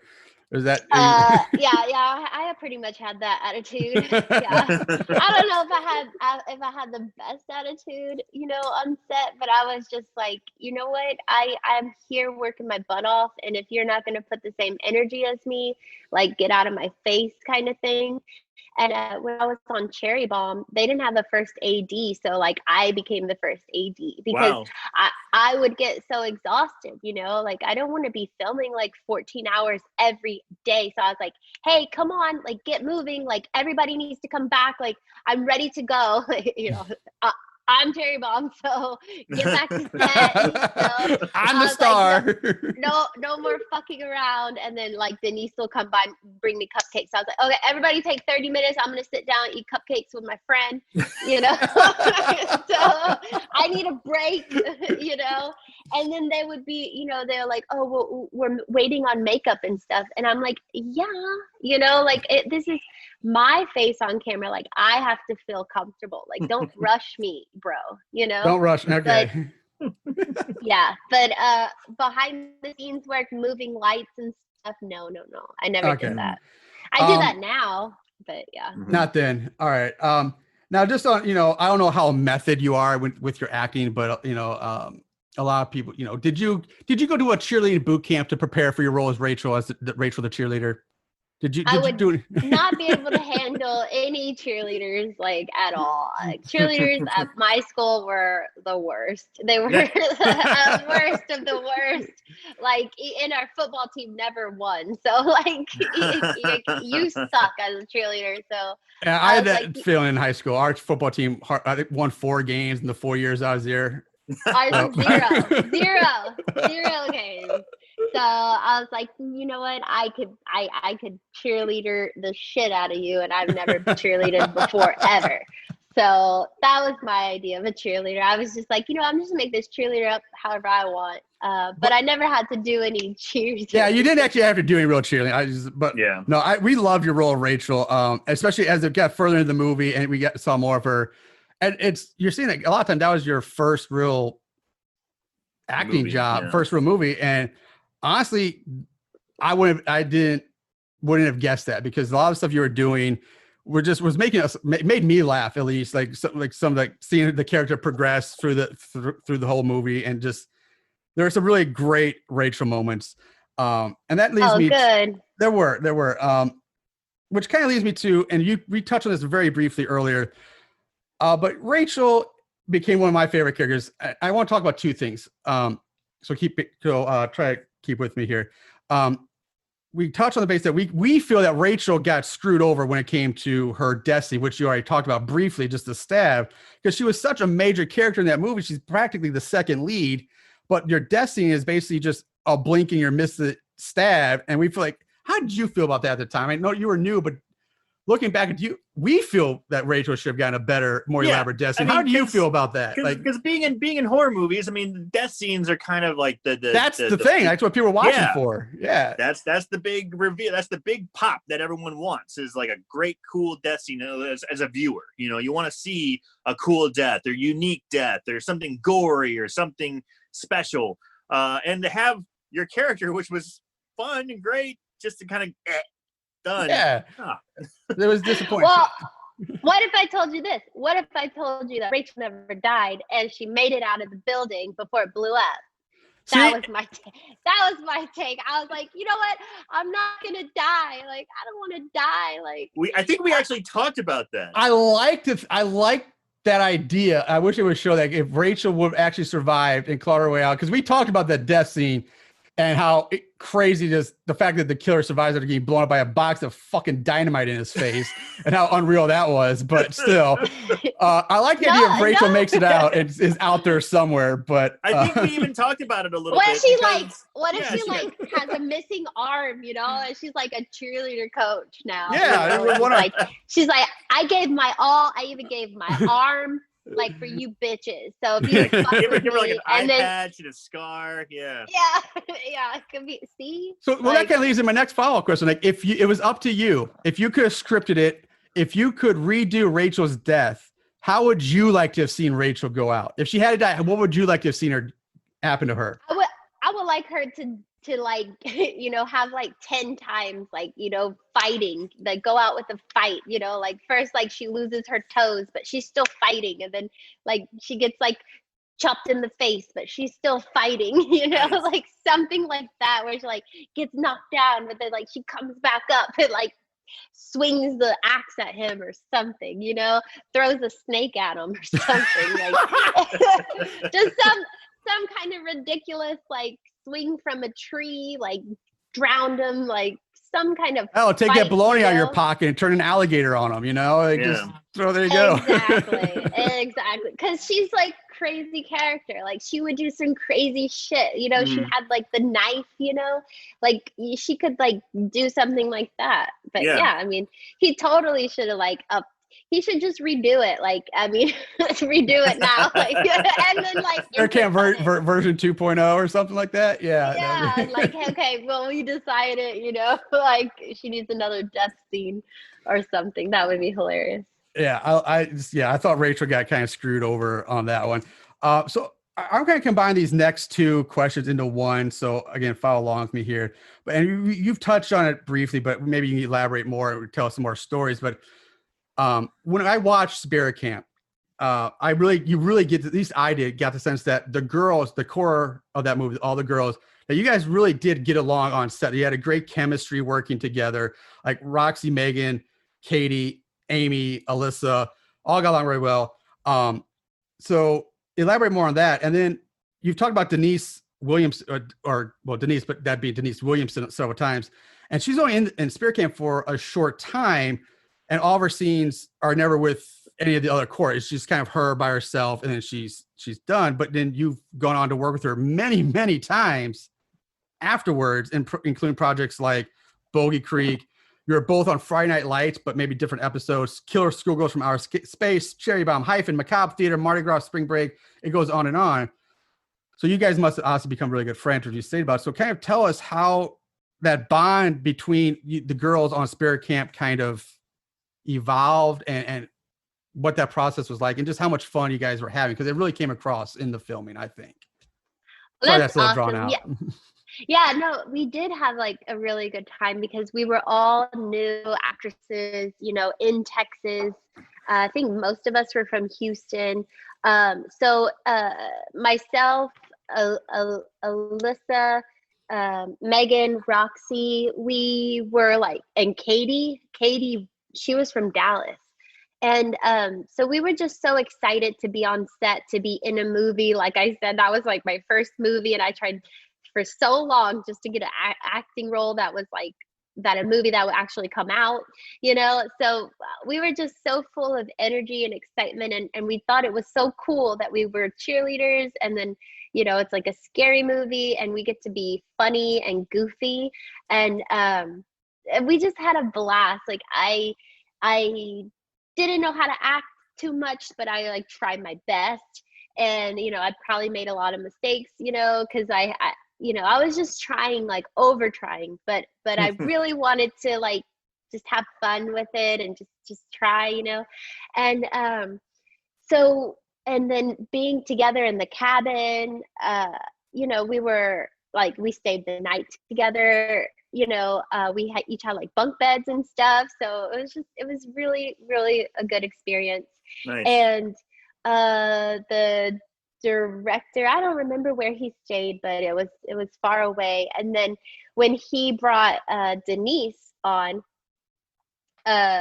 Denise was like the new girl. So I was like, who is this girl? And then he was like, oh, I wanted one extra kill or something. And I don't know if I could say this or whatever, but they were like dating or something. And I was like, why? Like what? What's going on here? Like you're so you're dating this guy, and that's how he got you in the movie? Like what? I was like, I don't know about this, you know. And I was like, well, what do you do? And she's like, well, I never acted before, you know. She's like, I'm a dance major. I just graduated from South Houston, whatever college or whatever.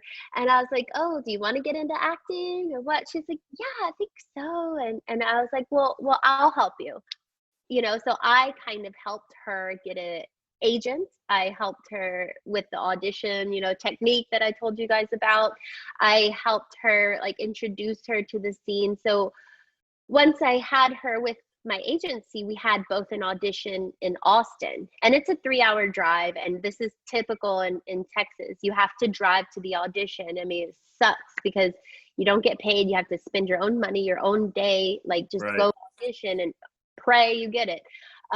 So I took her, we went to Austin, and then we just like got to talking, and we just became friends. And then we would go for Spirit Camp. We would go to these conventions together. So that's like another weekend together. We hang out together, like, and then we did like a Facebook show.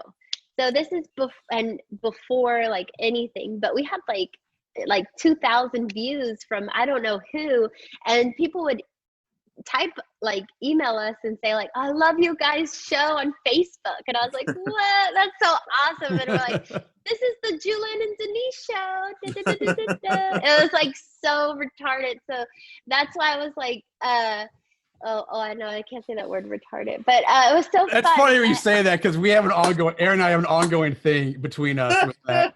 He gets on my case because I have a bad habit of saying that all the time, like, oh, that's just retarded. Because I'm not meaning anything by it, but he's like, dude, you gotta stop saying retarded so much on the show. I'm like, I'm trying. And then I'm like, we're both just kind of like, like I'm not the only one. We have a running gag going on. So thank you. Thank you for saying I'm not showing that I'm not the only one who lets that slip and not meaning it the way it, you know. It's, yes, yeah. I don't mean it that way. It was so goofy. I'll just say it like that. It's so goofy.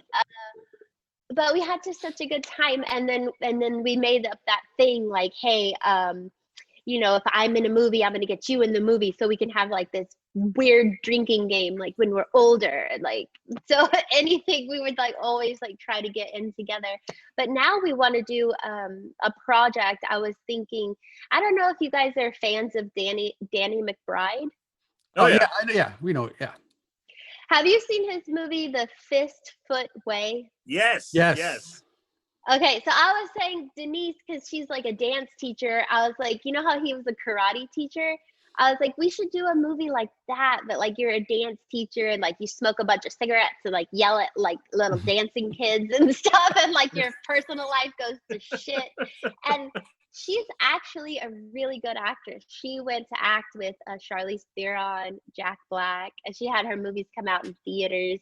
She's a really good actress. I kind of branched off and did other things, but she's still acting and stuff, which I think is really awesome.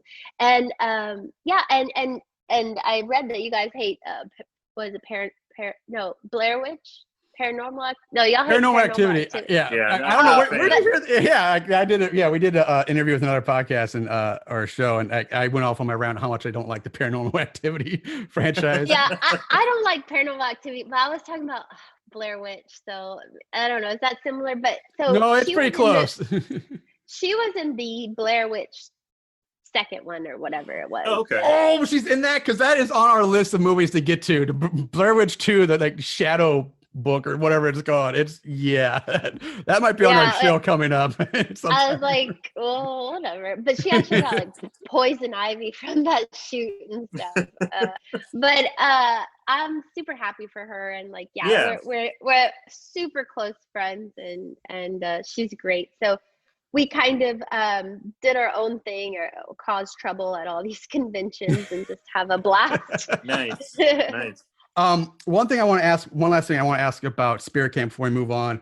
And this goes back to Rachel, again, how some of the great scenes and moments she's had. One of the best Rachel moments in that movie is where I'm just gonna call the interrogation scene, where you and Roxy have knocked down, tied up the supposed killer, and Rachel just kind of goes off on this crazy, almost psychotic tangent, and it's a great scene. What do you remember about that? And just tell us filming that scene and where your mindset was and making that one come to life. Well, this is still, again, the American Psycho thriller type actress, you know, I always wanted to play.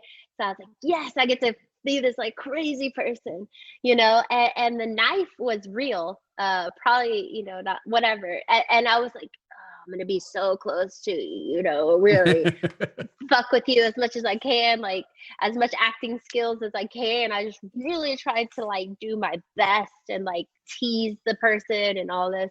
But the knife was real. And so the director kept stopping me. And he kept freaking out. I was like, I am not gonna split his throat right now. Like, what are you talking about? If he doesn't move, he's good. Right? Like, you know, I guess, you know, all you have to do it's his fault. If I slice his throat, it's his fault. He moved, right? Yeah, I'm he fine. ran into my knife. Yeah. But, you know, I was careful, but I guess I could have thought, oh, you know what, if he like sneezes, you know, I didn't think about that at the time. I was just like, hey, I'm just gonna be this crazy psycho, you know. I was like, you know? That is a really good scene, and I think that's something that we talked about when we watched the movie. When we talked about it on our podcast, was that would have been such a fun way to flip the script, and you have the killer there tied up. And then all of a sudden, the people who were hunted so much now become like the predators, now become the hunter. And I think I think there's something there, maybe for a future film or something of cheerleader types getting chased through the woods. Spirit Camp 2, man. Rachel comes back with Roxy, and they're so traumatized by experience. They become the killers. One-armed Rachel is hacking away through with one arm. They get a chance to catch the killer, but then turn it back on him, and then you almost start to sympathize with the killer after he's being tortured by the cheerleaders. I would stuff a pom-pom in his mouth too, you know. Perfect. That would be perfect. Shove shaving cream on his nose so he can't breathe, you know. All right, so moving on from Spirit Camp, let's talk about Knucklebones now. This was by far our most favorite of the movies we've done with you. Okay, spoilers. You said that you actually hadn't seen the you saw a rough cut of it. You haven't seen the final released version Sorry, of it. Mitch. Sorry, Mitch. I haven't seen it.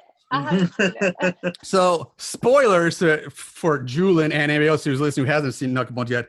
But we love the ending of the movie, the way that your character Nessa at the end seems to basically take control of Knucklebones and kind of becomes like his keeper, if you will, and unleashes him on her former best friend Samantha. And so again, this is why I wanted to see a sequel, because like just see you and Knucklebones go on some crazy adventures or something like that. Take out people, it'd be awesome. But so in real life, like, is there somebody you could? Is there anybody you wish you could unleash Knucklebones on? If you had control, who would you? I will just not say names, but I'll say the Dallas producer who is just a terrible, terrible person. Who may or may not be released to a Bogey Creek, maybe? I don't know. Not that one. Oh, not that one. It's an even worse one. Okay. It's just like ego trips in the community and terrible lies. And why do producers always seem to be the worst people? Stuff. Like, why is there always producers that are the sleazeballs? You know, like, is there something that goes on with producers that always seem to get the bad rap? And it's an ego thing. It's the money. Yeah, it's the fine. You would think it'd be like the director or something like that, but it's always like the producer that's the jackass. But the directors are usually nice and cool. Like Knucklebones director Mitch, he's so cool and nice, and he reads some of my scripts and he says, "Oh, Julin, you're just such a good writer and stuff," and it's just so nice of him to say that. And we actually wrote some stuff together, and I'm actually producing his short film for like the Scottish Film Festival or something. Nice. So it's pretty cool. But yeah, there's some people in the industry I would the Knucklebone thing onto. Nice. Sure. So, all right, quick question, and then we'll go into some stories about Knucklebones you can tell us. But who do you think would win in a fight, Knucklebones or Beast from Sweatshop? The Beast, come on, you know, with the hammer, and then he's got his little goth people or whatever, like. Definitely. See, I'm sorry, that's the wrong answer. The correct answer is Knucklebones. Why? No, I'm playing. That's great. No, I love that you went that way. No, I go Knucklebones because I don't know. He's supernatural. He's a demon. Guy in Sweatshop's just a guy, as far as we know. But he does. I did not take into account his army, his harem of ghoul vampire. Yeah. Things. Yeah. I did not take that into account. So he's got numbers on Knuckles.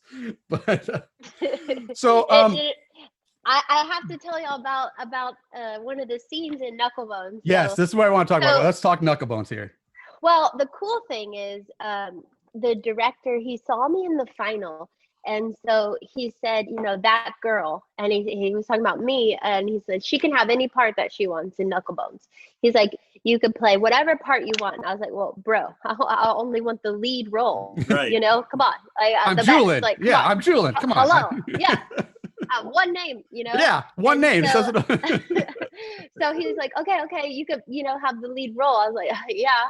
And then I got paid the highest on set. It was so nice. Highest out of all the crew, everybody. I was like, yes. So I really, you know, put my best effort. You know, I was maybe better acting in that role than Spirit Camp. I don't know. I hope. But when I had to cut my arm or something, I think that was the first time I would scream like in a movie, kind of, you know. I was like, oh my god, this just reminds me of that guy in Saw when he has to saw off his arm. Yeah. And everybody on set was like, ooh, I can't wait for that scene. I can't wait to see you do that scene and stuff.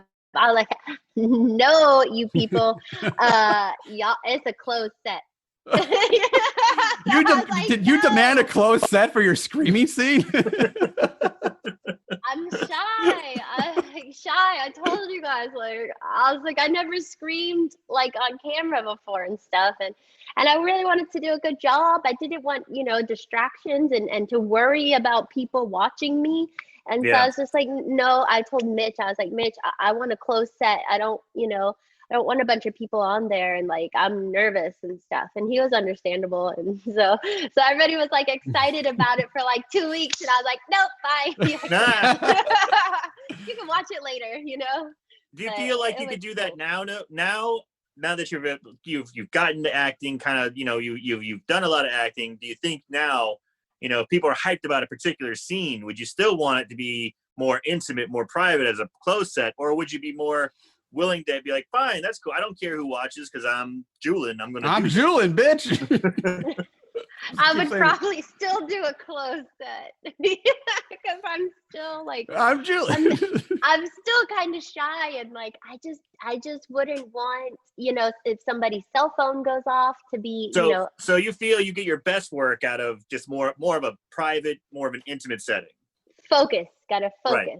Yeah. Just so I could focus and only have to do one take, So right. I was acting with this Oscar-winning actor guy for this film called Houston. It went to South by Southwest, and so this is like I was like, oh my God, I have to act with this like super amazing actor, and I have like one line, I was like, or two or something, I was like, I don't want to mess it up, and I just took a breath and I did it, and he's like, oh, you did great. And I was like, okay, good. Like I got it in the first take. I was like, good, I don't want to mess up. But I'm I don't know. Acting, it's still like a little nerve-wracking, and you want to do a good job. And I haven't actually done it for a while, so. Now Sweatshop and Knucklebones both basically primarily take place in a giant abandoned warehouse, factory, or whatever.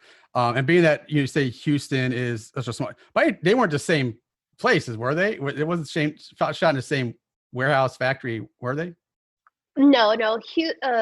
Sweatshop was some weird, really terrible warehouse. It was like not nice. It was like gross. I didn't like it at all. And there was like a couple different ones. And Knucklebones was actually better produced. It was in a haunted house, haunted houses that people pay and then they go see all the things.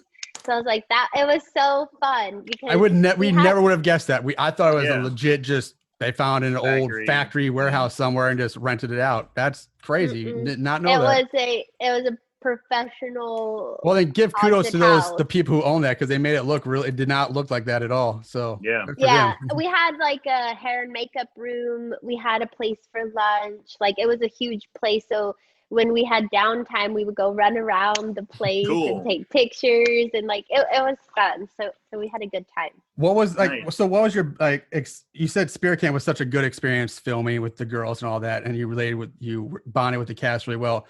Did you have a similar experience with Knucklebones? Was it like, obviously it's not going to be, no set's going to be the exact same, but how is Knucklebones in comparison? Like just bonding with, because again, it's a very girl heavy cast and you're all together a lot. So it was different. It was different on that one. The two girls, Katie, and I forgot the other girl's name. They had their special bond, and I feel like I had a better bond with the crew people. And the director, and I felt like a little like jealous tension, which was weird to me because I was like the lead character, and I was like, I'm too old, I don't have time for this, mm-hmm. And I was very nice to them and everything. And then Katie, she actually gave me a Starbucks drink, and then I got strep throat from her, and it was like really bad. Was she trying to take you out? Was this like some I want to take her, maybe I'll get the lead? Is this some kind of competitive jealousy going on? No, I'm sure it was totally not, but I actually helped Katie get the role in the film.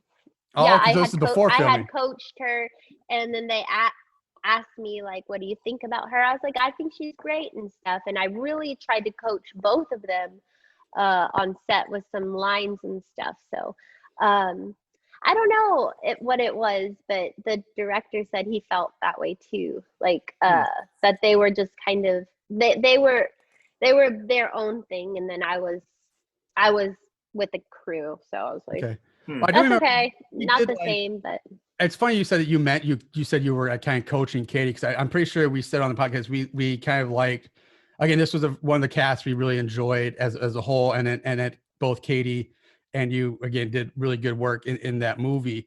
So I guess obviously something that's comes back to your coaching ability then so is this like a new career maybe you're looking about, maybe going to like acting coaching, if you seem to be doing this for pretty successfully so far?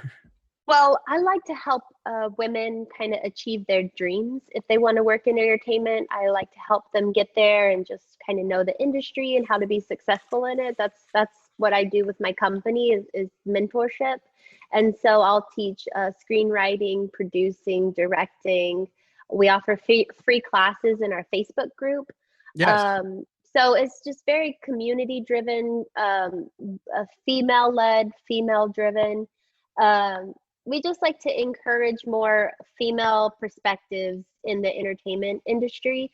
But I don't only want like female indie films. I want female huge success stories and big films, because there is, like you said, the producer like dynamic thing with the ego tripping. Like I just don't like that. And I feel you can have a very awesome creative environment. And we work with men too. So just everybody being nice and creative and just, putting out some exciting stuff. Yeah. So I do have an announcement. I am making my first feature film with FoxForce. It's called Vicky's Vacation. Yes. And it is a psychological thriller. It is a little bit like American Psycho, but it's with a teenage girl. So Nice. That's great. And that's perfect segue, because like that, my next line of question is let's talk about about FoxForce.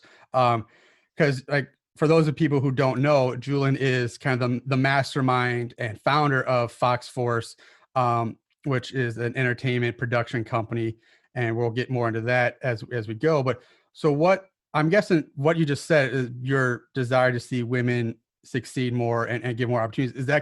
Was that what made you want to launch FoxForce and decide to take on such a large and daunting project of starting a brand new production company from the ground up? Well, this is the thing. I feel like it was from all of my scary films that I was in, right? So I saw how these low budget films were made, right? And I just thought, I can do better than that. I can do it better. So that's where I got the idea. That's when I started writing scripts, learning how to write scripts. That's the first step, right? Is you have to learn how to write a script really well, and then you can produce it. Because I saw, Kyle Day, who's never done a movie before, and he got to produce and make Cherry Bomb. I saw, the Sweatshop people make Sweatshop, and I was like, I can do that, I can do that, and I can do it better because I'm competitive, Yes. So I actually started the idea of FoxForce when I moved to LA with my first script in my hand. And I said, I don't only want to just sell a movie. I want to make it. I want to distribute it. I want to have the rights to it. I want to be successful. I don't want to be another struggling writer or something. Like I actually want to put my stuff out, get it made, and like show people. And then that's the producing bug came in. But FoxForce was called Fig Jam. Do you guys know what Fig Jam is? It's an acronym in Australia. Oh, in Australia? No. I gotta say, I don't know Fig Jam. No, I don't think I do. Part of me thinks I've heard it, but now I'm thinking of probably the old Toe Jam and Earl video game on a Sega Genesis. I'm thinking of Vegemite, maybe. I don't know. I don't know, but no, this is gonna be new to me. Fig Jam means fuck, I'm good, just ask me. Oh, so okay. That's the attitude of FoxForce. Nice. I am curious about the name FoxForce. Is that inspired from Pulp Fiction? Because the character Uma Thurman plays, Mia Wallace, was in a pilot called FoxForce 5. And if it's inspired from that, that'd be great. Yeah, so when I watched Pulp Fiction, I was like 15 years old. I was at my sister's house and she had that movie, Pulp Fiction. I put it in and I was like, holy shit, this movie is cool. You know, I had never seen a movie like that before. And I loved it. And I didn't know the writer director. I didn't care about any of that, but I really loved the vibe. And I just wanted to make cool stuff like that. And like I said, FoxForce was Fig Jam before. The thing is, I like MTV, the old school MTV before all the reality shows. So I was like, why not like a FTV? You know, what is that? A man TV? You know, like what about a female TV? Like, come on, you know. And I was like, I really want an F, you know, word. And I was like, well, what could be cool like a F, you know? I was like Fig Jam, and then I was like, I just don't like it, you know. And then literally it was like 3 or 4 a.m. I'm in Hermosa Beach, you know, chilling. I'll just say that, you know, with the ocean waves, and I was like, FoxForce, that's the name. And like literally like 4 a.m. I like searched and I was like, oh my God, it's not taken. I was like, that's my name. Like, I'm gonna go buy the website or something right now, you know, and like literally had the website and everything for 5 or 6 years before I started like turning it into a business. That's a good grab. Yeah, that's long-term thinking there. So so you 4 or 5 years before you even you went on and got FoxForce, the domain or the name, you got that reserved. So then what else did it take for you to get FoxForce from in here, from your thoughts, from your mind, to actually get it up and started? And like, what was that process like? That had to have been like, I mean, it's a production company. I can't imagine what all goes into getting that up and running off the ground to make it a reality. So what did talk about that? It was a big idea. It was basically like, hey, I want to make stuff and I want to get it released. Like, I want to have like a channel, like HBO. Like, I love HBO. So I want to have like my own channel, my own distribution. I was like, how can I do this? And like, everybody's online now. So I was like, I need a website, you know? So I hired this girl. I was like, hey, can you make me a website? And she's like, yes. But I asked her, like, this is the most complicated website ever. And she's like, I'll charge you $400. I was like, great. I could pay 400, you know, only or something. And she's like, actually, I cannot do the website. It is way too much. And I was like, okay, no problem. And so then I went and I bought a camera. I was like, you know, I have to start, you know, filming my own stuff, right? I have to film it myself, you know? And I had gotten a job, Entertainment Scoop. So I was producing and directing like 8 shows a week on a online like web series type show. Oh, wow. So I mean, I did all the mistakes. Like, I took a whole crew and cast on top of a helicopter pad on top of the skyscraper. Wow. I was like, you know how dangerous that is? Like, dangerous. Like, we didn't film there, thank God. But I was like, oh my God. But I had the great ideas, you know, like, I'll show you guys like all the intros that I did. They're all like awesome. And then Denise, I made a rock and roll web series because, you know, I like music. So I was like, you know what, I'm gonna make it about these crazy musicians and just put the whole web series together. You know, I had $500. So we did that in LA and like people loved it. I had press email me, when's the web series coming out? I was like, nice. Well, if you had money to produce this, that'd be great, because I didn't realize that this is actually gonna cost a lot of money, because that's how it is. So I was just learning about all that stuff, but I had just the enthusiasm to do it. Then I got a Entertainment Scoop, you know, company went whatever, because the owner just whatever. So I got another job producing for kids shows.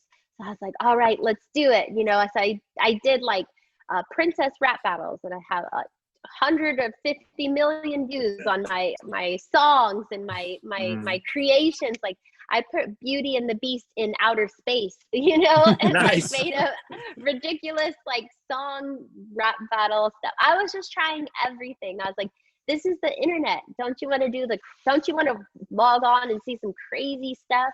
Right. And so that's what I did. And then I got more into serious TV writing. So I taught myself how to write TV scripts, which is a different process than film scripts. And then I met Chris, who's my partner, and he's a cinematographer. So he helped me understand professional sets, professional lenses, equipment, you know, and I'm competitive. So I was like, yeah, I want to be the best. Like, I want to make the best, most exciting. Like, I want my films on the big billboards in all the theaters. Like, I want to do the best. So, I mean, we're going to do our film. It is a lower budget, but I think it'll be really cool just from what I've learned, you know, acting on all these lower budget films, and then how I like to run production and what I've learned doing web production. And people really love my style. So I did the web series called Heart to Beat, and you'll see Denise if you see it. But we did like a one-day shoot in Houston, and that was my first time kind of really directing. And my cousin John Hale, he's a cinematographer, so he helped me out, and we made it really cool. And I was like, I don't know, I'm just passionate about entertainment. Nice. Yeah, that's great. So one thing when I've done some research on FoxForce, you know, I went to your website, and I read a lot of articles and print release that been done on FoxForce. It seems like you guys do a lot of things with FoxForce. And besides just production, like, and you've even mentioned this earlier in the today, you also offer classes like script/screenwriting, filmmaking basics, and all this stuff. So like, whose idea was it to actually, besides just produce stuff, but also offer classes to help educate, you know, other people to get involved in this? And then who teaches those classes? Who do you have involved working with you on those projects? Well, it's all community based, so we're just community. I started just teaching classes because, you know, again, I just want to help females succeed in the industry, because it was so hard for me when I started.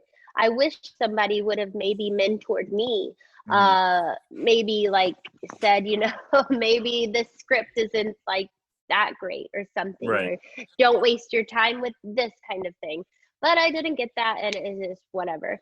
And somebody like stole all my pictures, from my personal pictures from Facebook, and blasted them everywhere. Maybe don't put your personal pictures online, you know, kind of thing. Like, so I was like, you know what, I wish, you know, growing up in Texas, like, I wish there was somebody that would have told me, hey, you can write scripts and stuff, and this is kind of how you do it. I didn't know like I could write a script until I was like 25 or so. And I know that sounds ridiculous, but if you don't see other women writing scripts and stuff, or how it's done, you kind of just like don't know. So I just want to show females, hey, you can do it. You can do what you want to do. Plus, I feel like there's not enough action or comedy with females, or scary films made by females too. So it was my idea for the classes. And then with the community, it's volunteer teachers. I try to make sure the volunteer teachers have good credits. Like my friend Becky, she was in Glow. She's a huge TV actress. So she helped give the acting class. My partner, Chris, he's a great cinematographer. He'll give a class on cinematography.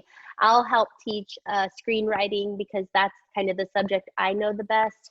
But we try to answer everybody's questions about the class. And we just want to offer free classes and everything for anybody that wants to learn. And like, hey, we all learn together, That's you know, great. from each other. So I really like that. Yeah. Yeah. So what's you said is it open to everybody though? So like, you know, you're obviously it's geared, you know, and definitely a platform for women to get their opportunities and to learn and grow. But it's also open to, you know, I guess to anybody, right? To men, women, anybody who wants to learn or maybe, you know, grow in this field, or these different aspects of the field as a whole.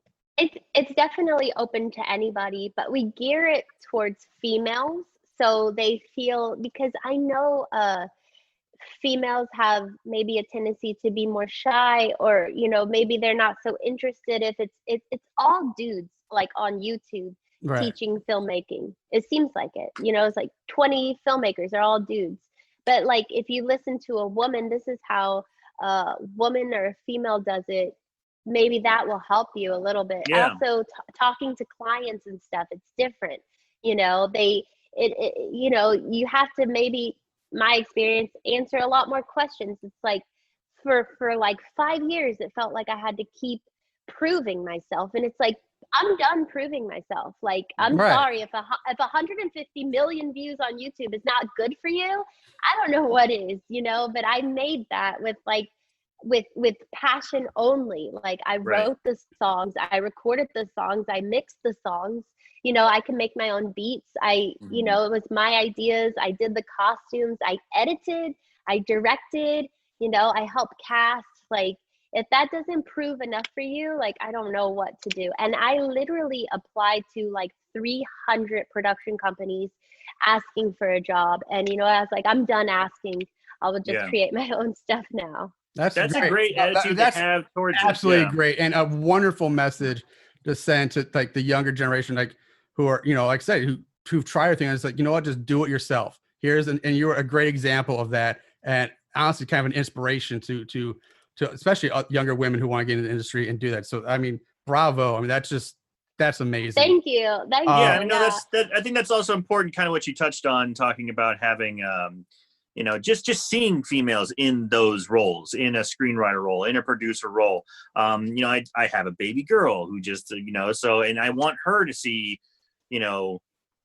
ladies can do anything, of course. If you have females who do XYZ that are typical male roles. Yeah, and have actual female role models that aren't just like, the pinup, counter, models, or, this is all I can expect, I can legitimately do this and create it myself. And yeah, I mean, it's a wonderful, I guess, we'll say platform that you are launching this from and doing this. And it's really very inspiring. It inspires me. And so I think it's great.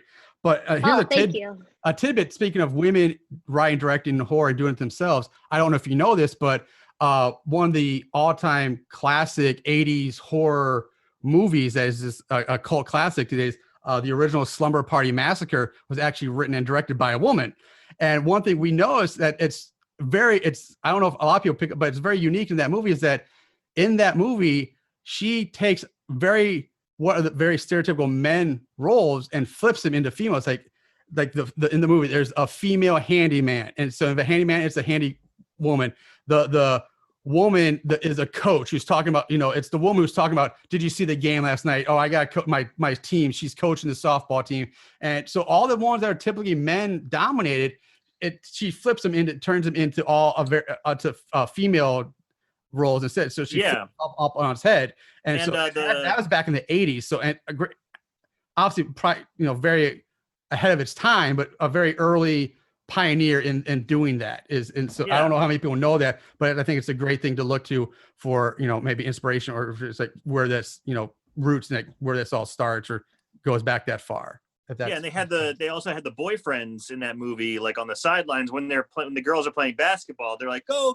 Yes, they're being more of the cheerleader type. Yes, and like you said, they flipped those roles. So the boyfriends in the movie played the more stereotypical female roles of a horror movie. They're the ones cheering on the jocks, saying, "Go, Jenny, go!" Yeah, Sally, and the girls are the jocks in that movie. Yeah, so it's very flip the gender roles in that, and it's so again, maybe one if you didn't know that or if you haven't seen it, definitely should check it out for that reason to appreciate for that fact. I definitely will check it out. So let's talk about modern day times now with FoxForce. With everything going on, the pandemic is going to be very difficult. So the pandemic is giving the world basically two raised middle fingers saying, fuck you world, I'm doing my thing. And it's made all film production pretty much grind to a halt, especially the larger productions with very large cast and crews, and even down to the small production companies like FoxForce. But you I know, especially since I've seen press riots on, but you have finding innovative ways to work around this pandemic to continue to create and produce and to get your creative thoughts out there. So can you elaborate, and while maintaining the safety first of everybody? So can you talk about how you've managed to continue to produce and go about your creation during these crazy pandemic induced times? Yeah, so it is a little bit of a story. So when I decided to launch FoxForce full time, was in December. And then January, late January, I went to the emergency room. Yeah. So, and it was literally 5 days before like our kind of launch party, right? FoxForce launch party official. And they said, you have 99% you have cancer. I Oh, was like, Jesus. Oh, Jesus. God oh, damn. yeah. So I was like, crap, I'm about to launch my company. Like, I don't have time for this. Like, my gosh, I've been waiting my whole life, it seems like, to launch FoxForce. And now you're telling me I can't because I have cancer. So I was like, crap, I was like, I even went to Sundance that year, like, because I was like, we had like our business cards and everything. So, so I had to do, it was like a year of like surgeries. I had to do 2 open abdominal surgeries, which is like a scary movie in itself. Sure. Like, one of my surgeries, I went and this like Russian dude, he couldn't, it was an epidural. I don't know if that's right, but Yeah, you epidural. stick it in your spine and stuff. And he missed it and stuff, and he had like this Russian accent. I was like, oh my God. And anyway, so after I got out of surgery, literally, I was telling the whole staff, like, I was high as hell. Hey, I have a company, FoxForce, and we're gonna make movies and stuff. And they're like, yeah, sure. I was like, check out this music video, like, isn't it cool? And so I was in Austin, Texas, with my family, and they called, or I got the email, and they said, you're the 1%, you don't have cancer. That's Nice. great. Oh yes, I'm the 1%, so I can always say that joke now. And so I had to recover. I really had to take time to recover. Your stomach operating twice, like, and I'm an athlete, so I've been trying to get back in shape and stuff since then. But literally, when I'm ready to go, the pandemic starts. Like, I'm healthy again. I'm ready. I'm full of energy, and then they're like, oh no, pandemic. And I was like, you know what? I don't care. I don't care if there's a pandemic. I am going to do FoxForce. I'm going to do it full force. And you know what? We have time now. So let's do a film. Let's do a film. So I was like, since I have so many scary movie fans and everybody who I haven't reached out to, I want to reach out to them, and I want to make them the best freaking movie that I can make. So that's when I started coming up with an idea, and I called it Vicky's Vacation. We're gonna start it with a crowdfunding campaign. I'm gonna teach, some of our perks are gonna be how to make a scary film, how to write a scary film, how to do a low budget film. We have special merchandise that's only available for our crowdfunding campaign. We have a designer, Layla. She's designing like the poster and the t-shirt and everything. So we're going to have really cool perks on that. And it's going to be Nice. a crowdfunding thing. Well, you get that information. I will definitely love to contribute to that, because I would love to help you guys out and Yeah, we'll post do it. that. We'll let our Definitely. listeners know. Yeah. So you keep us Oh, up, that and would we be- will do that for sure. And I'd love to help, maybe I'll donate some stuff to, donate to the crowdfunding as well. So just let us know when that happens, and we'll make that happen. Awesome. Yeah. So we, so it's me and my partner, Chris, and we started FoxForce again, full time. And so we just started reaching out, and this company, it's called Alova Talks. They reached back out to me, and they just said, hey, can you do our commercial now? So I was like, oh, okay. Yes, I can do it. Let's do it. So I have to film cows and stuff in Texas. Because we came to Texas because Go Longhorns. because I'm high risk. I said I was already quarantining last year. I do not want to quarantine again. So we came to a very small town in Texas just to like help get away and not get, you know, any infection. I do not want to spend any more time in the hospital. I want to stay safe and just be smart. And so on our set, the way we do it is Chris, the cinematographer, he will set up the lights. Maybe we'll have one grip guy, and then we have just myself and then the actress or actor, and we have them do their own makeup. We did a book trailer and we only had 10 people on set at a time. We had everybody spaced out, wearing masks, hand sanitizing. We had face shields if you want. We took the courses to be, you know, certified for the pandemic. But because we're able to do so much and be creative with a skeleton crew, and because we started out small with FoxForce, like when we did the War Twins music video, it was just me and Chris. I was going to be my next. I wanted to talk about that next. So, but continue on with your. I'm sorry. Yeah. So the way that we did it, because I'm a producer, and since I did so many like web series, like production, I know how to do it like low budget, be nimble. And so I found a castle, crazy, in Pasadena area, California. It had all the props in this castle. I was like, oh my God, like it already has set design. It's the castle. And the thing you have to, I mean, we did a shoot a day before. We actually, all the black, like studio looking stuff, that was actually in our living room. So we made it look like a, you know, just a black area studio, just close-ups of the face. And we intercut it with that. And we did like the Alfred Hitchcock, like spinning head. But I really wanted like an Alfred Hitchcock type of music video vibe. And I said, hey guys, like, and this is again me telling people, I was like, please just trust me, like trust me to direct and just follow. I'll make it like super badass for this budget that you have. They did want like a bigger budget and they had a bigger idea, but I said, hey, for the budget that you do have, you have to like get creative with the idea. So it's just really about being very creative with what you've got. And with the costumes and stuff, from working at my Totally TV job, I learned, you know, you could buy costumes online pretty cheap. Like the sequence dress was like $10 and it looks awesome, you know, and just always like accessories help with music videos and stuff. So I studied a bunch of music videos just to try to like help, you know, make it really cool. But yeah, it was just me and Chris. That's 2 people crew, you know, so I definitely carry lights and sandbags and cords and stuff on those. So your days of I'm Julin bitch on spare camp and I'm not doing any background work to now, it's changed now. Now you're doing getting your fingers dirty a bit more. Yeah. But for the right reasons. Yes, of course. Two couple of things now that one, the War Twins video, I've seen that that one seems to be getting a lot of press. I've noticed like it's getting a lot of rave reviews, a lot of good reviews about this. I personally have not heard of them. I don't know, but I've only heard them through the press ratings that you get, but there's been a lot of write-ups about this. So apparently, you know, which is great. I mean, it's critically acclaimed. It's very, very highly regarded. So congratulations on that. That's awesome. Thanks. Well, the thing is, let me tell you, they have been a band for 10 years.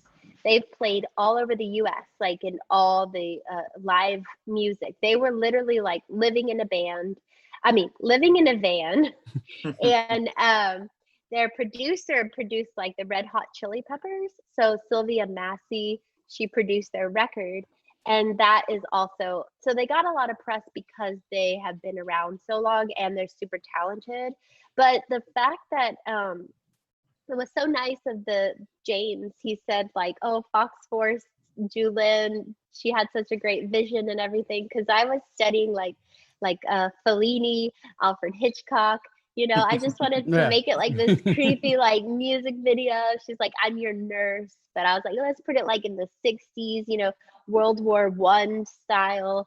You know, I really go into depth and research like the creative, how I can get like the most creative stuff. I like all I try to do as much pre-production planning, creative stuff as I can.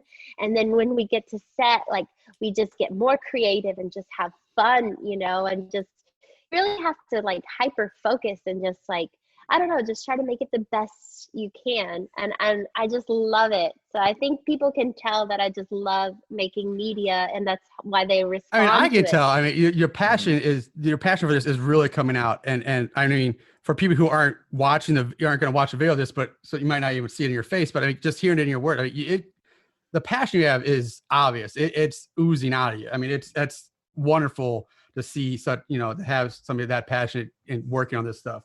A few more quick questions. You mentioned Chris, your partner on this. And then before we start recording, is Chris is this the Chris you're married to, or is this a different Chris? Just curious.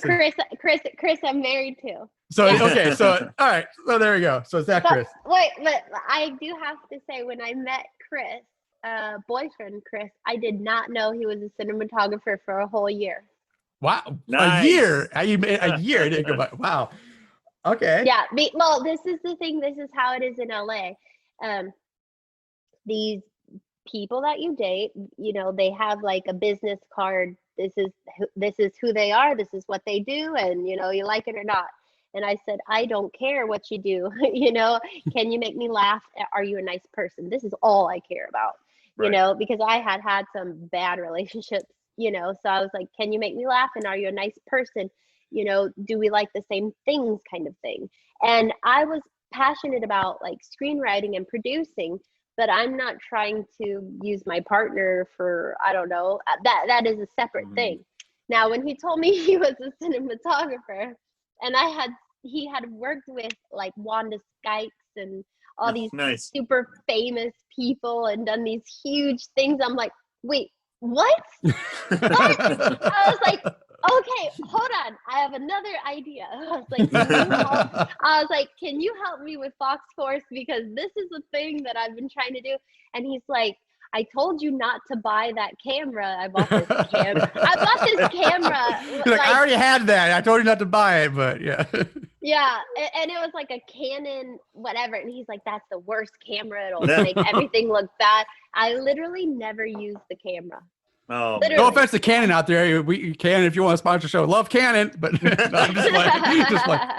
It was the wrong Canon. So you're talking about making clients but working with budgets of what you got. Let's talk about that. So potential clients, like if they want to reach out to you, and what's that process like? Let's say us, like say, hey, we call up FoxForce and say, hey, we wanted, like you did, you said you did a trailer for a book. You did a book trailer. Let's say, so we want to do it. We come to you and say, we want to make a trailer for our podcast. Let's take us through the FoxForce process of saying, when we first contact you with the idea to all the way through the process of making, like talking about budgets and how the film, what's this entail? How is it working with FoxForce? Work? Well, I would say you made the right choice, first of all. Good start. You made the right choice. You see our quality of work. We only do high quality. But I've been in everybody's shoes, and I could work with any budget. So I would send you a customer intake form, and you would tell me your visions, your ideas, your goal, who's your target audience, what you want your video message to say. And I help you make the best video possible. And the question that I have to ask is, what's your budget? Yes, that's my next one. Like, do you have a limit? Like, is there like, hey, my budget's only so much, and like, oh, well, that's too low for us. Like, is there a cutoff for? Because I know it's a thing, it's a real thing in the world. But so how's that? I mean, it's a sensitive subject. So how's that play into things? How do you handle that? Well, you have to have a budget for if you come to me and you see, I want, Tom Cruise to jump out of a helicopter holding my podcast sign. I say, well, what's your budget? Well, let's talk about reality versus your budget, But if you say like, I only have like a couple $100, I'm like, okay, you know what? I can coach you on how to light yourself, maybe how to speak into camera. I can give you like a really good day of coaching. but there are, I do have to pay my crew scale. Exactly. That's what I'm saying. Yeah. So, any other potential podcast listeners out there or people who want to do, listen up. This is for you. Hey, you know what? Stock footage. There you go. Stock footage. Stock footage. So but that's still great that you're even willing to, even if you can't necessarily film it for them or do it, but you're like, but that's great of you to say, hey, I will at least coach you through what you need to do for that budget. It's not just, sorry, we can't work with you. Yeah. So that's what I'm saying. That's something that you don't see. Like, I don't think you see a whole lot of people like, well, you don't have the money to work for us. Sorry, good luck. Don't let the door hit you on the way out. But you're like, no, let me help you here. Here's what you could do. And that, I think, is what will separate you from so many other companies, and whether it be advertising, marketing, or production. It's just like you'll take the time to help people. And that's great. Yeah, help people, or because I am an entrepreneur myself. So when we did our FoxForce videos, we did 1 day of production. We did have a lot of volunteers because we have a lot of friends. So we asked people, what are your resources? What are you able to bring to the table? Do you want to maybe spend, extra $800 on a good lens, make it look really good. I did it myself. Like, I dipped into my savings to make FoxForce videos.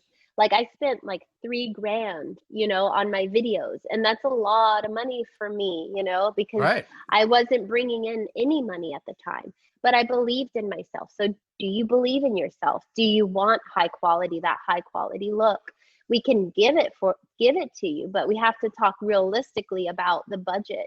You can be good and fast, or you could be like good and cheap, but you're not going to be fast. You know what I mean? So it's like, if you want to be good and fast, which we recommend, it does take money because you need crew, because to make things look good, you have to have lighting, and to have lighting, it's going to be like 6 things everywhere with sandbags. You have to have safety. You have to take your time, stuff like that. So it's people think like, oh, you just press record, right?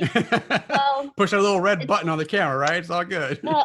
It's a $60,000 camera that we have, Wow. So it's not just a small camera. So we compete with the best, and that's why our stuff looks good. And that's, but I'll talk to anybody, and that's a great mindset. We compete with the best, we have the high quality, but we work with everybody. And that's, I think, that's a great, business model. That's what will help you connect with people and keep you going. Cause like I said, not people who want to work with you aren't gonna be able to afford the top line, but if you're willing to work with them, at least guide them on what to do, that really says a lot about who you are as a person and as a company. And I think that's wonderful. Yeah. Thank you. Yeah, that's why I want to offer some courses online that are affordable, so people can. I have a YouTube thing that I email to everyone for free, and it's like how to do a good YouTube channel, how to make money with YouTube.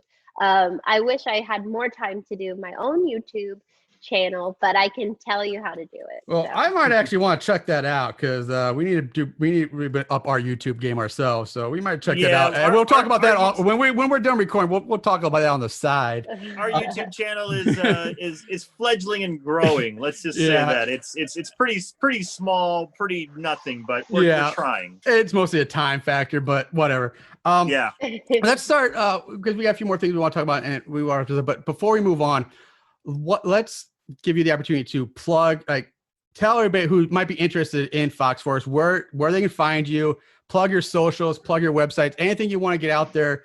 This is the time to go ahead and get all that out of the way. Just knock it out. Well, you can find us at foxforcemedia.com. We're on LinkedIn, Twitter, Instagram. We have a Pinterest. We write blogs. You have a Pinterest. I'm sorry to interrupt, but Pinterest. All right, cool. Yeah. I'm excited. We're all over the internet. If you just Google FoxForce, we'll pop up. FoxForce is one word. Yes. Yeah. So we are going to have Vicky's Vacation. It's a psychological thriller. I'm writing and directing it. We have an actress. She's amazing from South Africa. She's going to be the lead. And it's kind of like an American Psycho for a teenage girl. Kind of like The In Crowd, if you've ever seen that. We do have some special celebrity guests that are my friends that are going to help me out and be in the film. Is Denise going to be in this? Is Denise in this? Well, maybe. I'm like, I could definitely keep an eye out. find a role for her. But we're going to be filming that half on an island and then half in Texas. So it'll be a really cool production. Cool. Also, we'll be on Seed and Spark, and that's where we're going to start our crowdfunding. I was about to ask about that. Where can people find the crowdfunding for this? Yeah, it'll be on Seed and Spark, and I'm going to be teaching how to write a scary film, how to make a low budget scary film, anything scary film related.